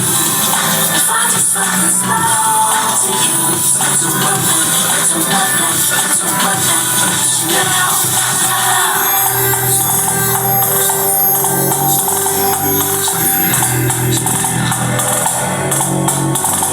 Now here comes the march of the boy brigade. A macabre parade of the toys he made. And Shamar's and shade to look off his age. About half the size of the flags they wave. And camouflage suits made the big youths. Cause the ones off the dead soldiers hang a little loose. With AK-47s that they shooting into heaven. Like they trying to kill a Jetsons. The struggles little recruits. Cute, smiling, heartless, violent. Childhood destroyed, devoid of all childish ways. Can't write their own names. Or read the words that's on their own graves. Think you gangsta popped a few rounds. These kids that come through and murder a whole town. They sit back and smoke and watch it burn down. The grave gets deeper the further we go down. It's like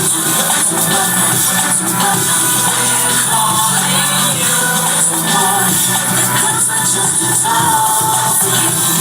If I just something small to you. It's a weapon, it's a weapon, it's a weapon.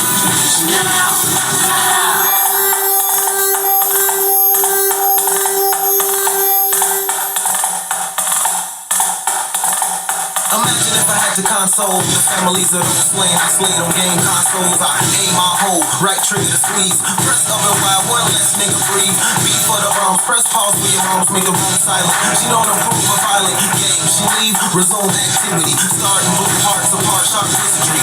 On next part, I insert code to sweeten up the little person's murder workload without telling me work for CIA with A. Operative, I operate this game all day. A hold a controller connected to the soldier with weapons on his shoulder. He's only 6 years older than me. We playful but serious. Now keep that on mind for online experience.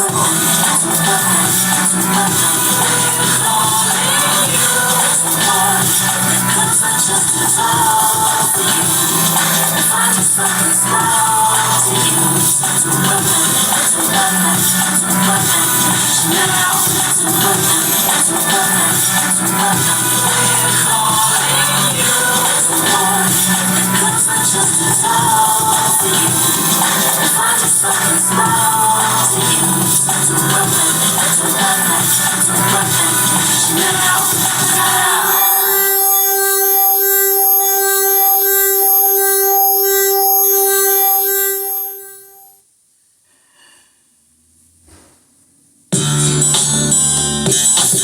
Cease, nigga. I'ma kill him. I'm going to kill him. So, make niggas up. You know what I'm saying? Man said life ain't easy. When niggas gotta eat, that's when shit get greasy. Streets be all like feed me. When niggas gotta eat, that's when shit get greasy. My man said life ain't easy. When niggas gotta eat, that's when shit get greasy. Streets be all like feed me. When niggas gotta eat, that's when shit get greasy. My man said said life ain't easy.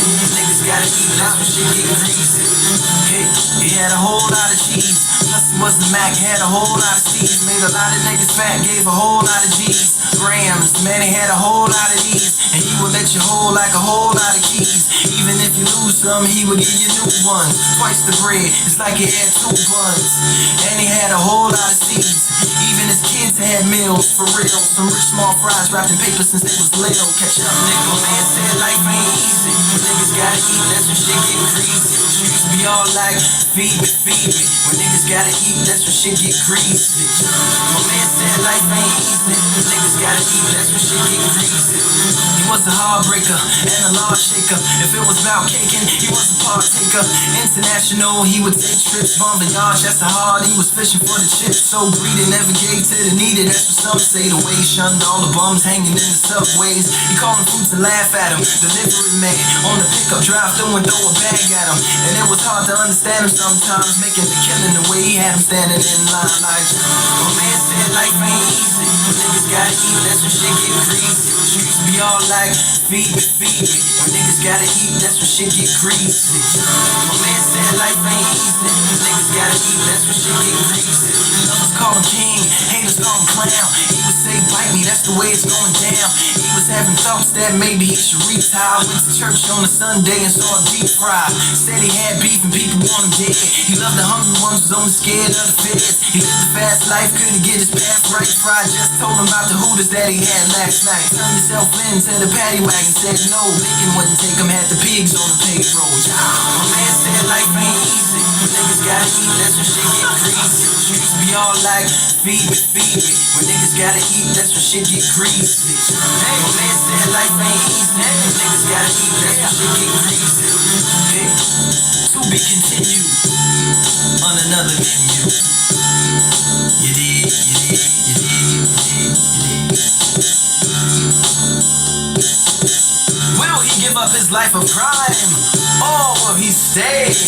This and other adventures on Lupe Fiasco's next album, L-U-P-N. Yes, sir.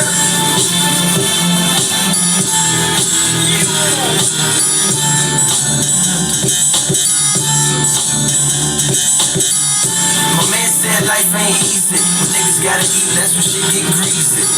Hey.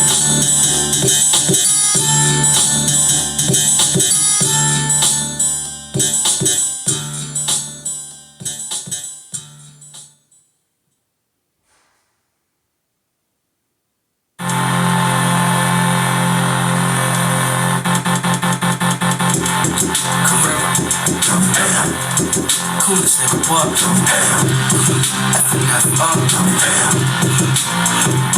I'm fearless, now hear this, I'm earless, and I'm peerless. It means I'm eyeless, which means I'm fearless, which means my iris resides where my ears is, which means I'm blinded, but I'ma find it. I can feel its nearness, but I'm a fear, so I don't come near like a chicken or a deer. But I remember I'm not a listener or a seer, so my windshield smear.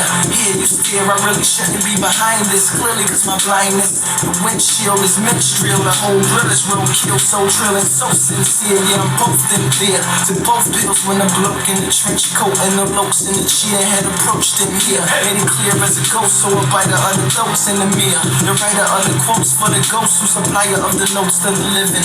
Rivets in his rosé, pockets full of posies, given to the mother of the deceased. Awaken that wall till I'm resting in peace. You going over niggas' heads, Lou. They telling me that they don't feel you. We ain't graduate from school, nigga. The big words ain't cool, nigga. Yeah, I heard me and vicious, nigga. Niggas on for the bitches, nigga. We don't care about the weather, nigga. You'll sell more records if you. And I'm mouthless, which means I'm soundless. Now as far as the hearing, I found it. It was as far as the distance from an earring to the ground is. But the door knockers on the ear of a stewardess in the leer. She fine and she flying, I feel I'm flying blind, cause my mind's on cloud 9 and in the mind at the same time. Pimp see the wings on the underground king who's also Klingon to infinity and beyond. Something really stinks, but I spinks like Leon. Or lying in the desert, I'm flying on Pegasus, you flying on a pheasant. Writer of the white powder, picker of the fireflower, spit hot fire like dial on Chappelle's skit. Yeah, smell it on my unicorn. I snort the white horse, but to my own horn. Sleep, you're shedding too much light, Lou. You're making them wanna do right, Lou. They're getting self-esteem, Lou. These girls are trying to be queens, Lou. They're trying to graduate from school, Lou. They're starting to think that smart is cool, Lou. They're trying to get about the hood, Lou. I'll tell you what you should do. And I'm brainless, which means I'm headless, like Ichabod Crane is, or foreplay like sexist, which makes me saneless, with no neck left to hang a chain with, which makes me necklace, less like a necklace step, and I ain't used my headrest yet. They said they need proof like a vest, less stress, about the best fair FF jet in the nest, full tools, confidence and excess depth. Even Scuba Steve will find it hard to breathe around these sleeves. My snorkel is a tuba, lunar ruler around these seas. West side beside him, west side beside him, chest high and rising, almost touching the knees. Stewardess in the pilot, lucky they make it fly with personal floating devices, tricks falling out of my sleeves. If you blame, make it rain, make it bold, I make a plane. Then I pull the plug and I make it drain until I feel like flowing and filling it up again. West side, Putting me to sleep, nigga. That's why you ain't popping in the streets, nigga. You ain't winning no awards, nigga. Robots and skateboards, nigga. GQ Man of the Year, G. Shit ain't rocking over here, B. Won't you talk about your cars, nigga? And what the fuck is Go Yard, nigga? Make it rain for the chicks. Pump champagne on a bitch. What the fuck is wrong with you? how can I get on the song with you? Look, B, it's my man on 2-way. Hey, what's out here? Take this. Hey, right there. Fuck my boys talking about me. Hey, nigga, you hot to be. I like this. G, they told me I should come down, cousin, but I flatly refuse. I ain't dumbed down.